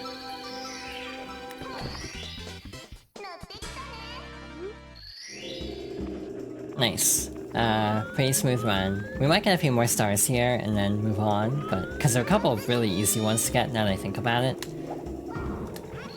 Actually, we might just go ahead and clear out this area, because there's really not much left here. That's difficult. Actually, we can't. We don't have the invisible cap yet. That's fine. 50 power stars, so we don't have to do the lobby, not the lobby, the second floor BLJ anymore. That's the harder of the two, actually. I might do it anyway, just to flex, basically. Just for lols, I might just go ahead and try for it. So, it should be up here, right? Yeah. Can I just do this? Neat. I already did the puzzle once, so I'm not gonna do it again. If I don't have to. That's a decent chunk from Big Boo's Haunt, so I think we'll stop there. With that area at least, and then I think we'll hop over to the invisible cap level, which is somewhere nearby. Get the next Banewi, because we're here, might as well.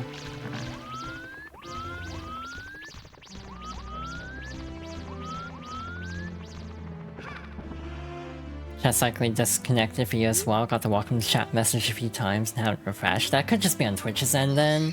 I was just kind of wondering if it had to do with me dropping frames a little bit earlier. Again, I don't know why I'll just randomly drop frames out of nowhere. It's like, if it's just like a really difficult part to encode for some reason, but it kind of doesn't make sense when it happens.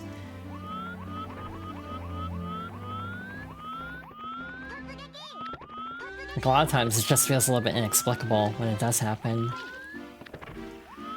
Nope, that's Hazy Maze. Must be this door then. Also, hi Esper. Hope you're doing well.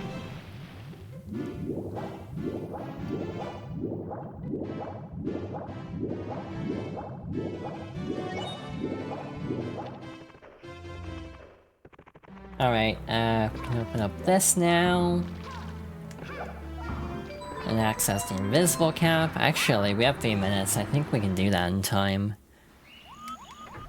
And if not, it's no big deal. Those coins under there, how the hell are you supposed to get those? That feels like something that they do for a retro achievement, like, figure out a way to actually get those coins. Oh, this is a little glitchy with me, I'm seeing. A little wonky, but it's fine. Mario 64 DS actually has a bonus star to a lot of these areas, so there's one that needs like a P balloon from World as a power up. Yeah, that's like a staple power up actually in 64 DS. Basically, every character has different abilities and power ups. So, for example, there's a power flower that gives different attributes. So, for Mario, he gets the P balloon. He also gets access to like the wing cap, which I don't think the others do. Shoot. I'm alive. Cool. I did not expect to survive there. Oh shoot. That was horrifying, but we lived.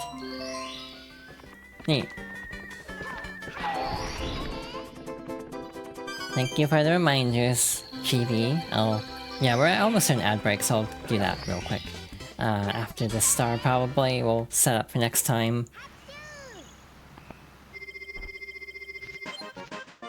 Not bad, 17 to... God damn it, of course it's 17 to go. So, hey, I'm having a weird thing lately where my lucky number is 17. This was something I decided in, like, late high school. It's been popping up a lot for me lately, and it's like, oh, neat. So this has been passed on to me now, I guess. Seeing my lucky number pop up everywhere. It's also just confirmation bias to some level. It's like, oh, because I'm expecting it, then I notice it a lot more. Alrighty, ad's about to start, so we're gonna pause here before I hop over to Try Desert, Dire Docks, and then we will hopefully get enough stars to go to Bowser. But again, I might stop at 69 just so I can do a BLJ and see if I can still do it smoothly. But we'll see. Alright, the ad break just finished up. Real quick, I'm going to drink something.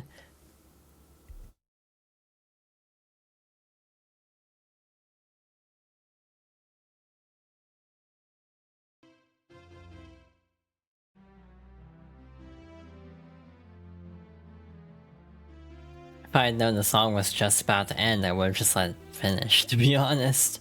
Alright, testing. That's alright. It's not too out of sync, from what I can tell.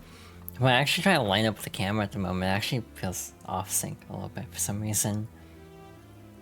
V-tipping really makes you have to think about your posture a lot more, which is good in some cases, definitely so for me. Alrighty, back to it. Dire Docks time. I'm not really planning on doing much here. I have a theory though that I want to test at some point of like, can you actually dolphin off of the vertical poles? Because if you could do that, that would actually make the red coins kind of interesting.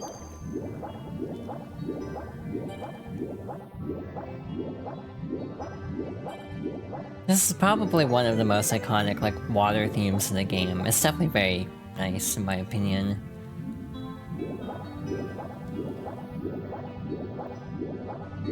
Alright, we have both caps, so we could get the one underneath here pretty easily. There's also one I think that you need the invisible cap for, that one's not too bad. Oh, is that only in Mario 64? Nope, that is in this one too. Weird. Again, wait, what am I doing? I don't need to even be as fancy. Unless I want to. So for example, we can just do this. But the actual speedrunner way is to basically triple jump up the sub itself. So I'm gonna try to do this, just to be fancy. Even though we're May, we don't need to do this. But yeah, this is like the speedrunning trick. But there's also like a way to triple jump off the front of the sub, which is even faster. Again, I've picked up on a lot of speedrunning tricks over the years, just, you know, reading about Mario 64 speedruns, hearing about them a lot, to the point of like, yeah, I have a pretty decent knowledge of it. I definitely don't have it in me to like go too hardcore on it anymore, just because I'm so rusty at this game. But at some point, maybe it'd be fun to de-rest. Again, the biggest hurdle for me is I'm just not the biggest fan of Mario 64, so I do worry about burnout a little bit. Like if I just get kind of sick of the game because I'm not super into it in the first place. That's part of the reason why I picked Mario 64, I'm pretty sure, is because if I got tired of it, at least I'm not like ruining one of my favorite games for myself. I think that was literally my logic at the time. The ring hitbox is always so finicky in this game. It's like kind of maddening, I'm not gonna lie. So that was a very smooth ring grab actually. Like sometimes it'll just clip through you inexplicably and it'll drive me up a wall.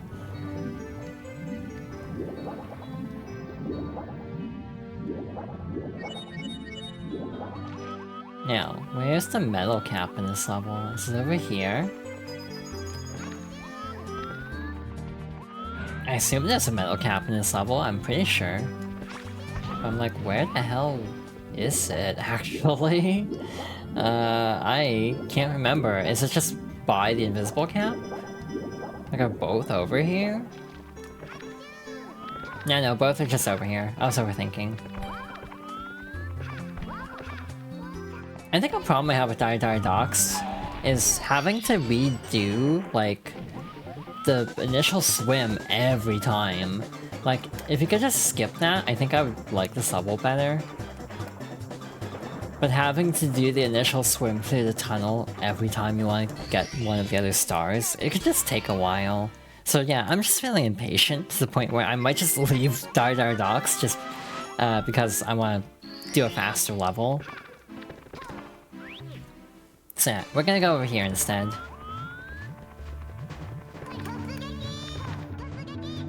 Yeah, I hope everyone's having a good day so far. My day's been kind of weird, to be honest. Streaming's been nice though, so that's been good, but yeah, not the best day in my case. This whole week has been weird, which definitely means that May did not start off, ironically, May did not start off on the best foot for me. I'm hoping things turn around, but if not, oh well, it happens. Yeah, just been kind of going through a rough patch, I think.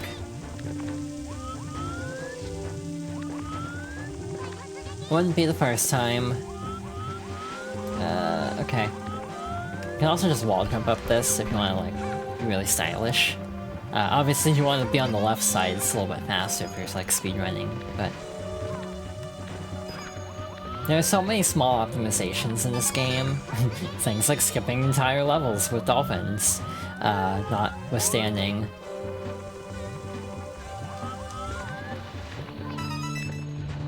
Are there 2 red coins over here? I'm trying to think. I feel like I missed one actually, but I don't think I did. Oh wait, this is dumb. Yeah, that was really dumb. I'm surprised I didn't get hit twice there, actually. That was very lucky.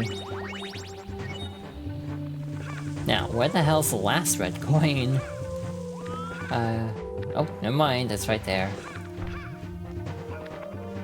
You know, I actually should also play more literal Guilty Gear at some point, instead of just like this. But I figured this would be just kind of a fun thing, because I don't know how to actually play as May. But yeah, I've been thinking about streaming Strive, or even like trying XR, but you know, that game's not the most populated at the moment, so I'd have to get like friends on board, which I actually don't know as many people with XR as Strive, I'm pretty sure.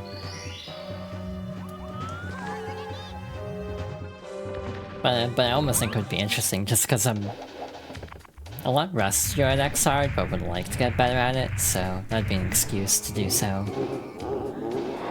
Yeah, the dialogue is mostly unchanged, except obviously Mario's been swapped out for May. Well, that sucks. Missed time to grab. I've been really having trouble with Bowser throws lately. Again, practicing last night, I definitely whiffed a lot. Wow, that was early. That was extremely early.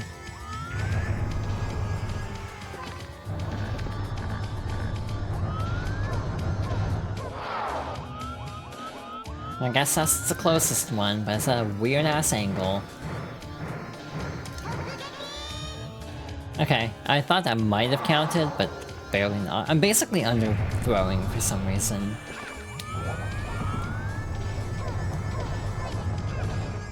Like, I'm consistently undershooting, and I don't know why exactly.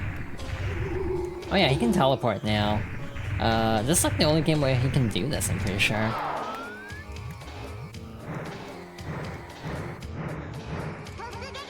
Yeah, see, I'm consistently undershooting. I legit don't know why. I'm having so much trouble with it, like... Wow, that sucked. I clipped through the platform. I don't think I've ever seen that happen before. Neat. Okay, back in we go.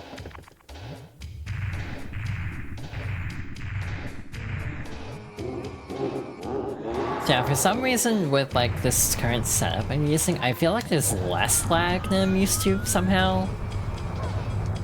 And that's actually throwing me off because I'm used to like having lag to account for.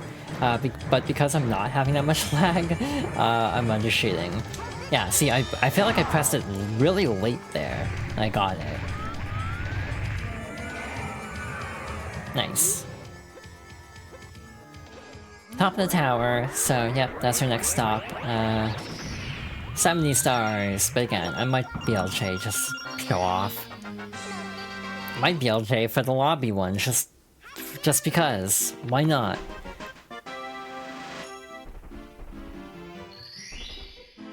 Now, the recommendation is to actually jump back in, and then just exit level, because I'll send you back to the lobby, which is faster. This is actually easier to see in this mod because of how pulled back the camera is. But there's also a weird quirk in this version, in Mario 64 in general, where you can actually just jump up here and grab it. And pull yourself up. That is slightly faster than going up the stairs. The camera also being like weirdly pulled back like this also makes this BLJ here easier, because the camera isn't like trying to auto-adjust as much. You still have to like button mash like your life depends on it, which is not the easiest thing in the world sometimes. But yeah, just to show off. Yeah, I'm almost getting it.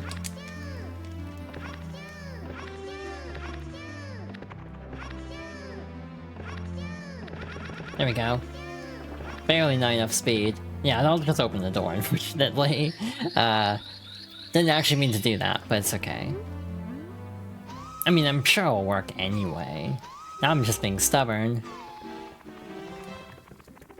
I just want to prove it works.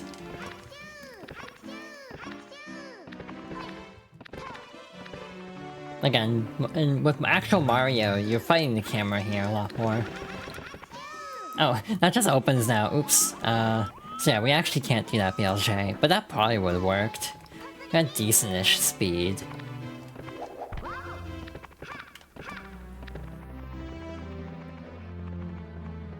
Alright, actually, might as well.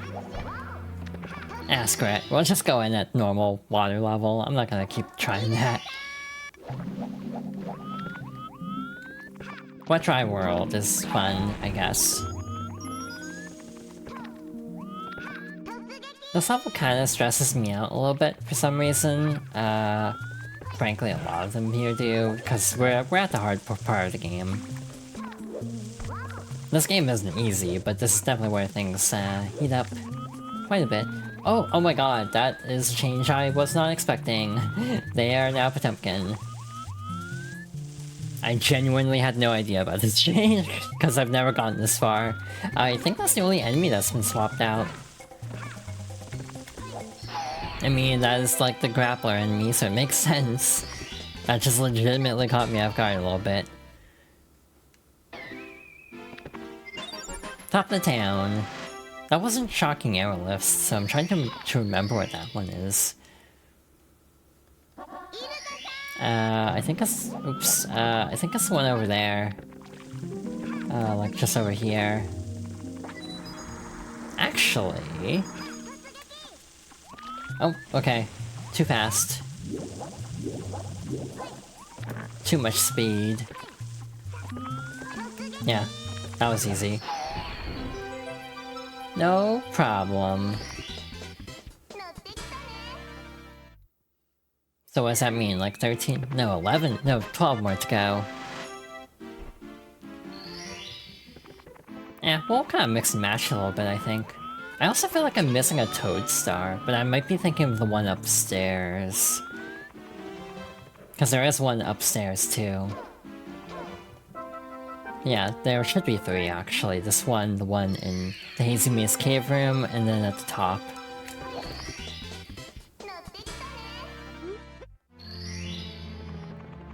Yeah, we'll just kind of buffet style, like, get a couple from each world at this point, probably. Where am I? I guess I'm a vampire.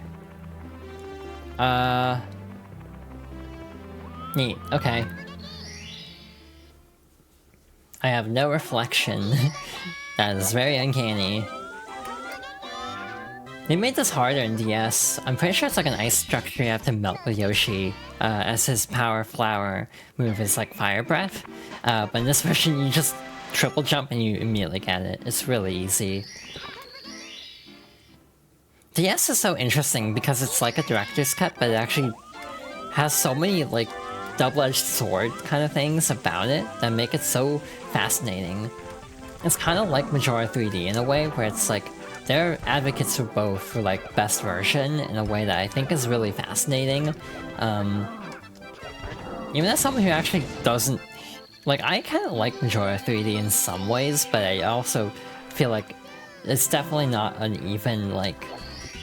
This is an improvement, like some remasters. It's definitely like, this is better in some ways and worse in others.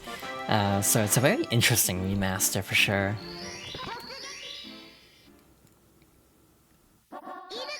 I was saying we'll kind of just get a few stars from each level at this point, but I forgot how easy some of the ones here are. Like, for example, we can just, oops, we can drown, apparently. Now the water actually deals damage because it's, like, frigid. Can I make this? I can, that's really easy actually. And this is also for the red coins too, so I could get that one really quickly too. For the sake of variety, I think we'll not get the red coins here.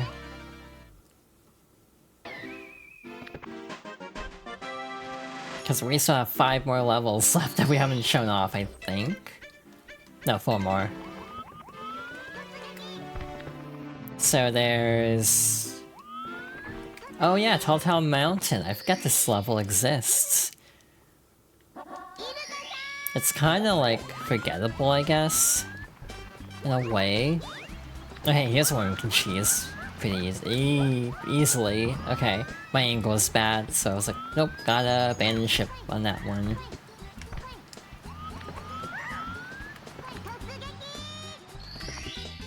Yep, May kinda can fly through some of these in unintended ways from the original.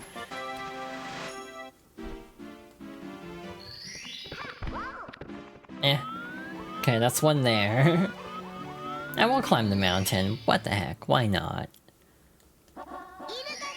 Wow, that's the last one. I forgot. I thought it was earlier than that. There's also a red coin one that's pretty easy. Again, not worrying about a lot of the specifics here, just, you know, because this is only 70 stars. 70 star run, we don't have to worry as much. I've not gone this way, like, ever. I usually just climb up where the red coins are.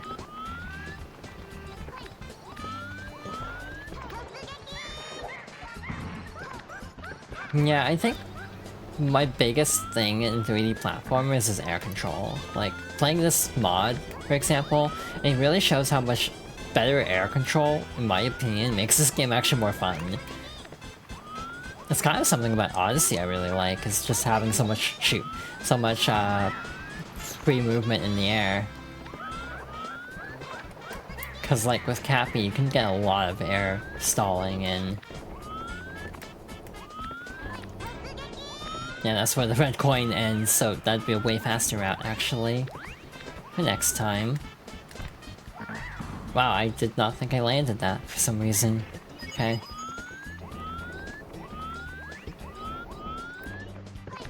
Wow, you can just jump up there. Never really tried that before. Oops. Oh, the monkey isn't here. I guess that's a different star. I totally forgot about that, to be honest. There's one for like catching a monkey that steals your hat or something. Then over here should be tiny huge island. So let's go over here. I like to start in the tiny island because it makes the entire island a lot easier to navigate. Oh, okay. We're fine. Starting with the big island, it just makes it a nightmare in my opinion, because then you have to climb up so much more than the small island, which is just a lot more easy to navigate. Oh, that doesn't actually deal damage, that's a bummer. Also, ground pounding the giant Goombas gives you 5 coins. I think stomping on them regularly only gives you 1, but I may be mistaken on that. I kind of wish more enemies were swapped out for like Guilty Gear characters now that I think about it. Like, it's kind of weird getting this far in and being like, oh hey, another reference. Oh. 5 more to go. This is definitely doable. Okay, that's a camera angle. We need to go back so low. Oh my gosh. Yeah. Actually, what enemy would be suitable for every Guilty Gear character? That's a interesting thought exercise.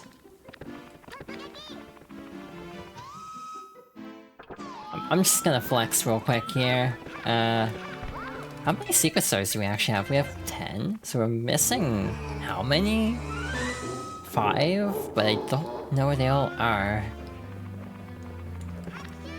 I feel like I should know this, but I genuinely can't think of which 5 I'm missing. Wow, my BLJs are... never mind, we're good. There's the one here. There's the other red coin star. Actually, what does this look like? Because you're not supposed to have the camera like this. Yeah, it just kind of shoots forward, basically, or like pushes you back, essentially.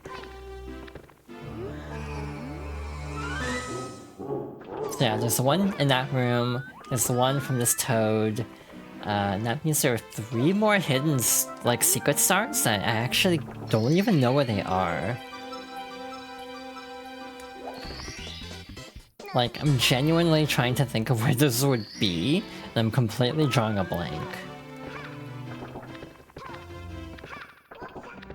Like, legit, where the hell would this be?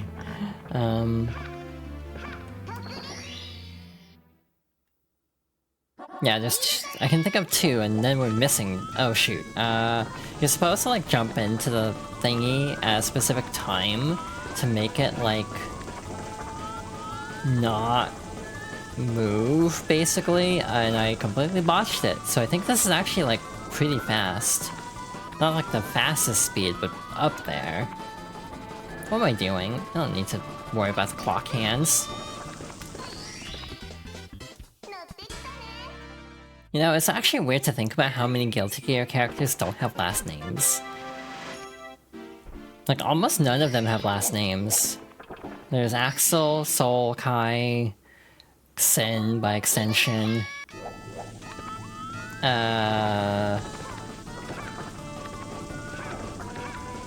mean, Jacko by a real stretch.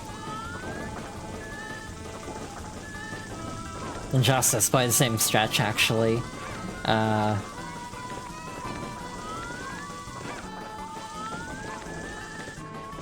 Asuka... First name that, last name man.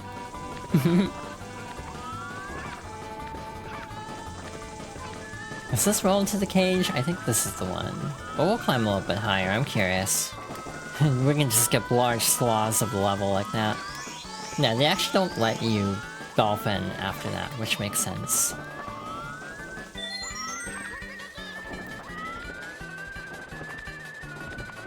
Okay. Neat.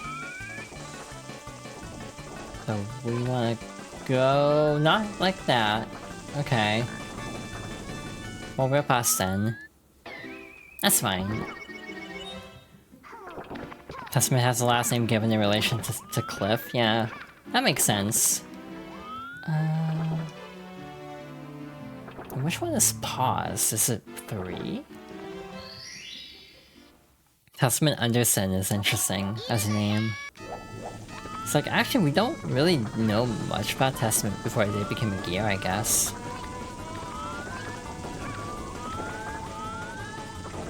Also, I'm surprised they haven't talked about dual rollers at all. But it's partly because I feel like I'm the only one keeping up with, like, dual rollers, like, actively week to week. A lot of people are just kind of waiting on it, from what I can tell. So yeah, I don't really want to... I mean, it's Guilty Gear. There's... I don't know how much there's to spoil in some ways. But yeah. I'm enjoying it. It's very, like... It's very Guilty Gear. Both affectionate and derogatory, I think is the best way to put it. There's some moments that are like, yeah, this is peak Guilty Gear. But also there are moments that are like, wow, this plot element is really goofy. And I feel like it needed something to be less like... Like, there are a couple moments where it's like, I can't tell if they mean this to be a plot twist or not. Because it feels like it's supposed to be a plot twist, but it's also so obvious that it's not a plot twist, because everyone was calling it from, like, the first episode, so it's like... Like, hard to tell the intent of if things are meant to be, like, obvious or not, in some cases. There were things people were guessing before the show even started that are correct, so... Yeah, it's very interesting. Oh wait, there's the one in the wall over there. So that means I'm missing one. Right? Nope, can't actually see that from here. Oh wait, I can just see this. You can actually do this with Mario too, but obviously with me it's a little bit fancier.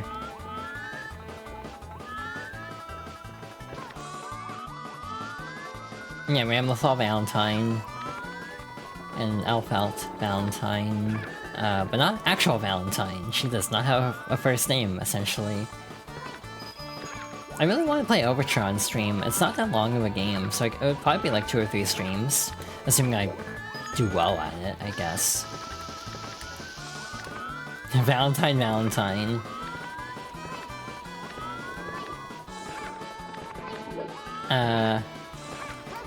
Yeah, I've never actually finished Overture. I've only played like one... I've only done the tutorial, I'm pretty sure.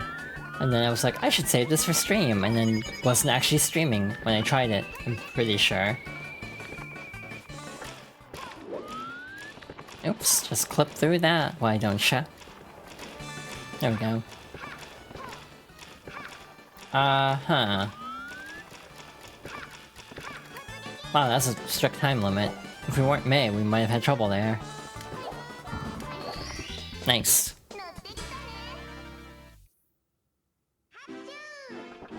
Alright, let's get one more. Again, it's gonna drive me nuts. Like, where the hell is that last Sacred Star? Because again, there's one with Bowser. No, wait, we're actually missing 2. There's the one with Bowser. There's the one in the alcove across from here.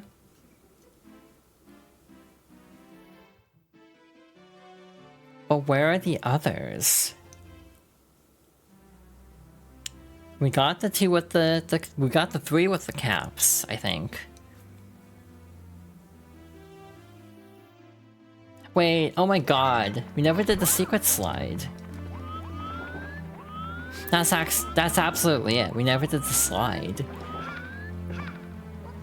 Huh. The obvious ones we totally missed. Because of course. Yeah, at this point, we might actually go a little bit over 70, just because we are going a lot faster through this than I thought we would. So yeah, we might actually just tough it out and go a little bit longer.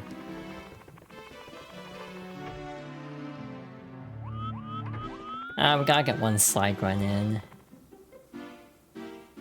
Oh yeah, this is a locked door too, so like, you need to start getting here. We only have 69, so a little bit of overkill. Let's break this level a little bit, shall we?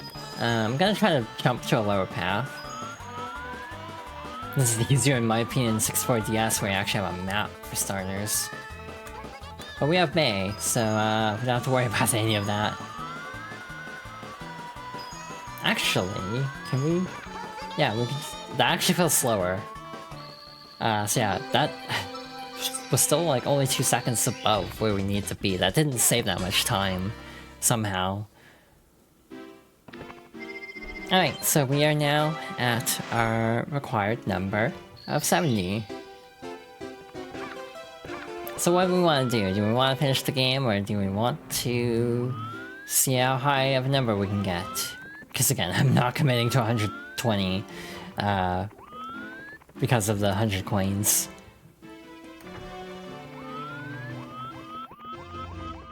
To be fair, I'm also doing really badly at Bowser throws, so maybe we should just go fight Bowser. This might take the rest of the stream, so maybe I shouldn't dawdle. Alright, Peach, we are on our way to rescue you. Yeah, no endless stairs now, so we don't have to BLJ or anything fancy. Wait, what? Wait a minute. Why is this still the end of the staircase?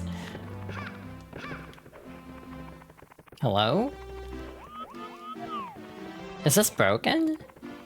Yeah, no, this should work, right?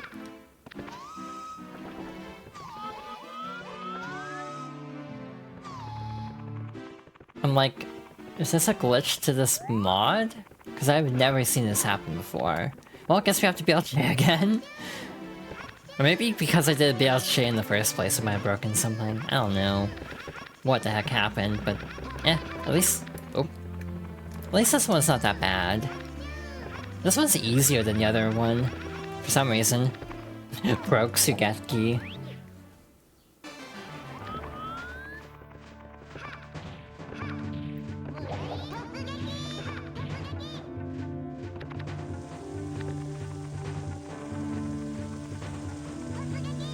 Alright. Bowser time. Oh yeah, I missed the red coin already, so I guess we're just moving on. At the rate things are going, maybe it is wise to just finish up, because I don't know if I'm gonna just break this game. It'll just turn to a void or something. It'll be like the end of Mario Galaxy and just create a black hole.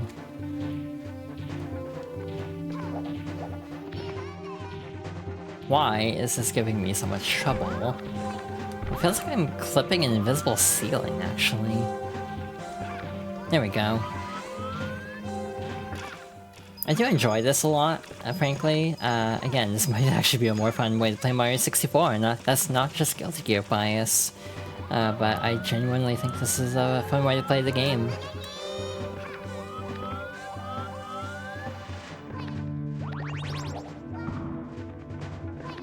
I almost do wish they could have added like an anchor, like given her an anchor, you know, the punch hitbox could still be the same, but if they just gave her an anchor, that'd be funny. Oh, screwed that up. You can actually grab that pole. Oh shoot, and skip a little bit of the level, like skip this climb, if you grab that pole, but I don't remember how to do that, to be honest.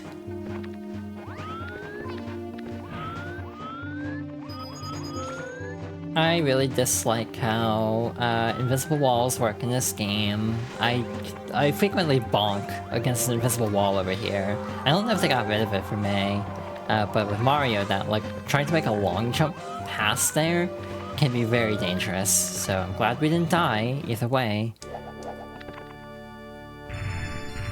Alright, Bowser time. Pride Bowser. I do like how Bowser actually has like sort of baked lighting here to reflect the sky. May doesn't, and Mario doesn't, but Mario 64 DS just kind of presents Bowser straight, like just his normal model. Could use the anchor for a ground pound. Oh yeah, that would work. I don't know if this is fast enough. Damn. Wait, that actually counted? What the hell? Again, this game is a mystery sometimes, how hitboxes work.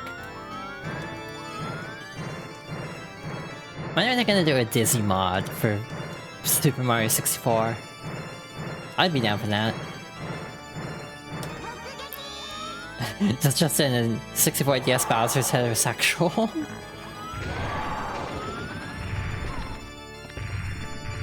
Wow, they made him not bi. I mean, as they say, so long gay Bowser.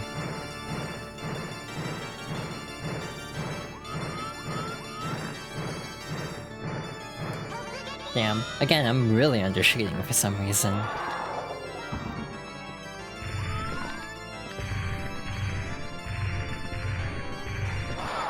For a final boss, this is not the best, I'm gonna be honest. Like, I kinda have issues with this final boss in general.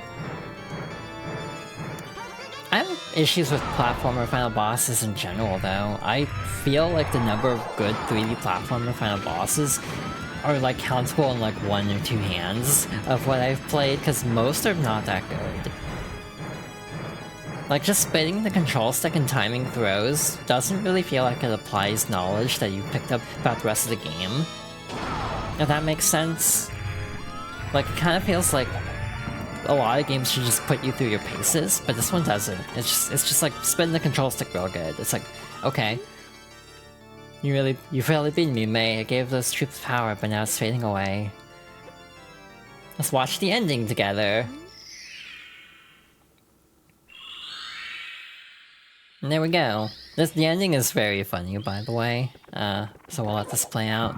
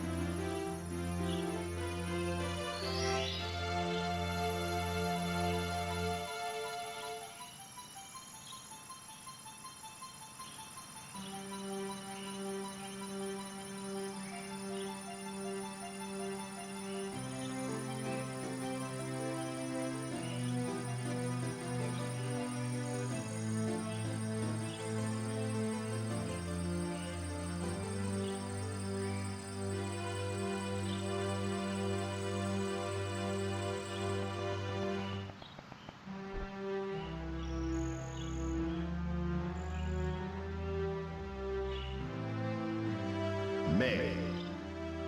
The power of the stars is restored to the castle. And it's all thanks to you. Thank you. May. We have to do something special for you.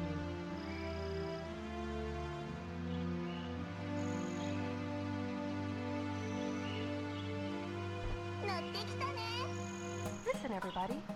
Let's bake a delicious cake. May.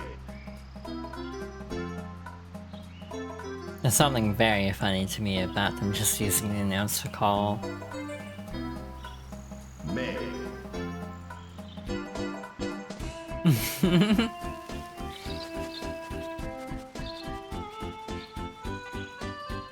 Anyway, that's GG, I guess. I don't think this counts as a game clear because one, I did it last night, and two, this is just Mario 64 with an extra move, essentially. So I don't think this counts as a game clear, but it's fun. I enjoy it.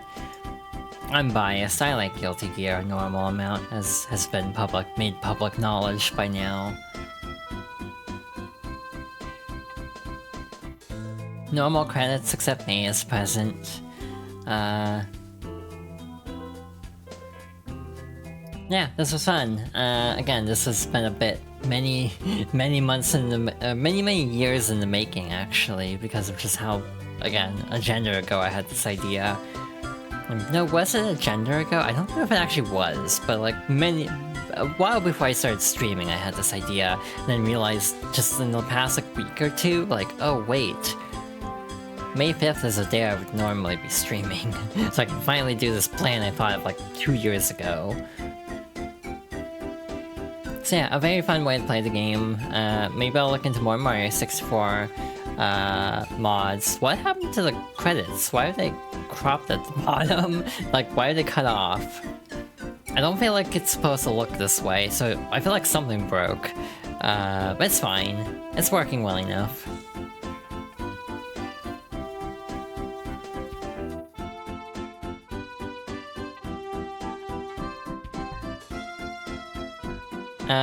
And I also have weird plans too, that I totally will not regret. I'm kind of thinking about playing Kaizo, but like Kaizo 1, as in Mario World, to clarify, not 64.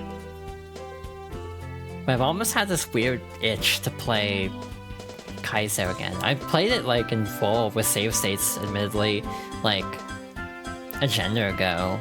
Yeah, I wonder whose fault that is. But I never played it since. So I was like, I wonder if I'd still be as good at it.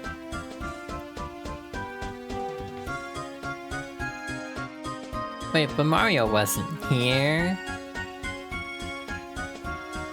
Here's this Mario you speak of. But yeah,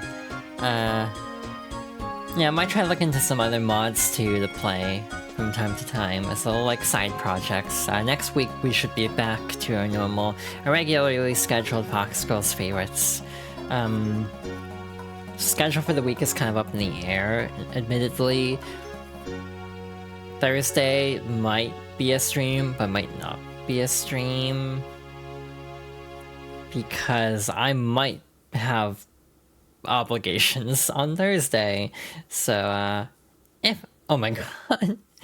Oh my god, that's so funny. Like about spamming in neutral. I missed what that said. I'll have to go back and listen to it.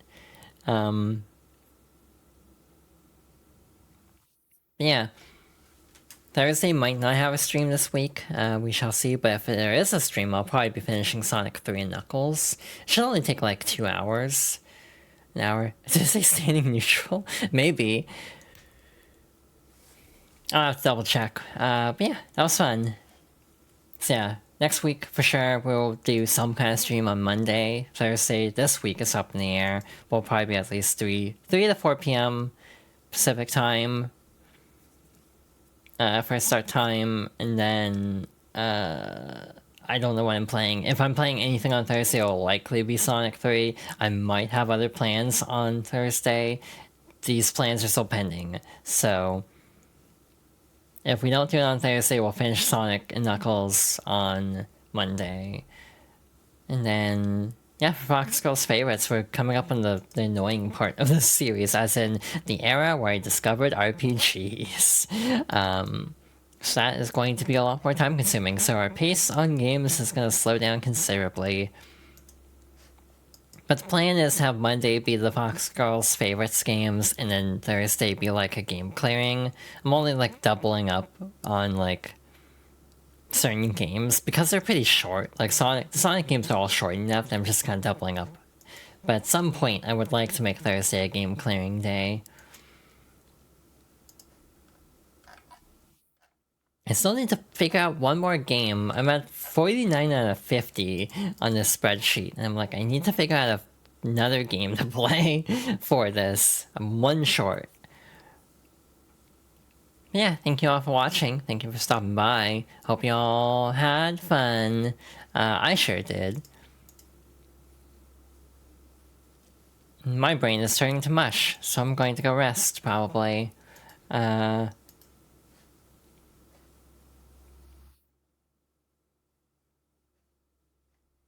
I am, like, very, very tired, I'm going to be honest.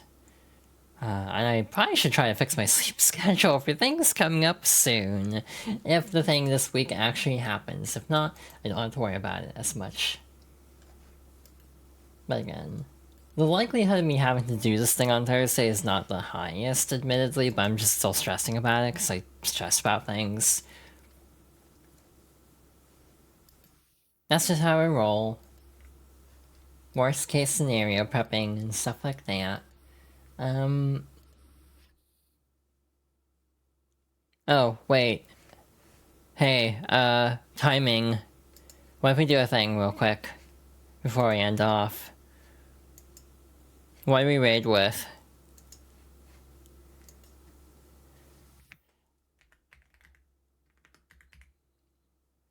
I mean, we could just raid with Totsugeki. Would that be too obvious?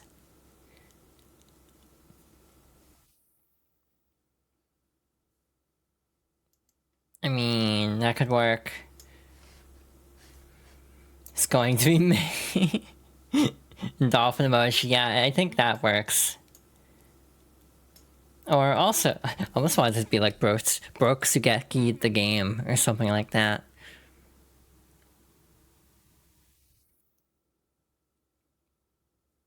There's so many options with me, thankfully.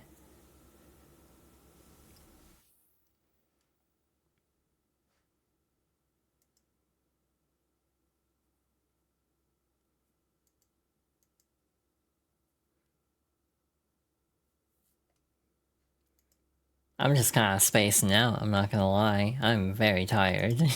So I should probably just go ahead and do this, huh? It's obvious what we're gonna do. I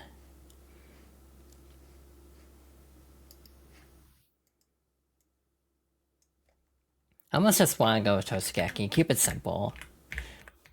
But also, let's, if you can, because copying and pasting is not easy on this platform sometimes. It is not letting me copy that easily. I'm gonna have to do something very scuffed here.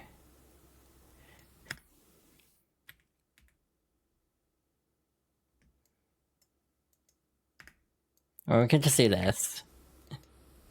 Again, if anyone has ideas. But again, I do think I need to wrap up very soon. So yeah, thank you all for... It'd help if I hit the button. Wouldn't it?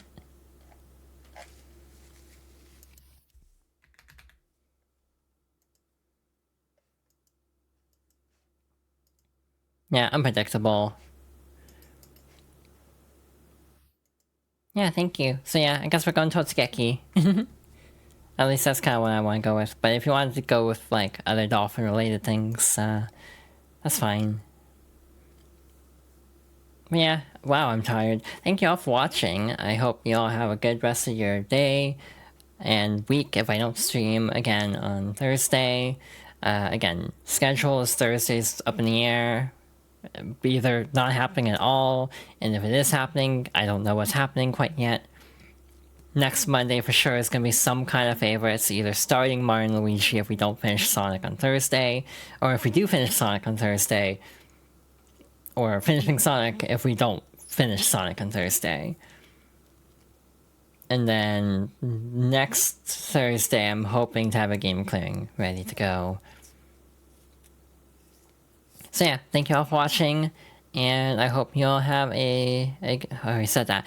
Good night, everybody. Take care. Wow, I'm very out of it. Yeah, bye-bye.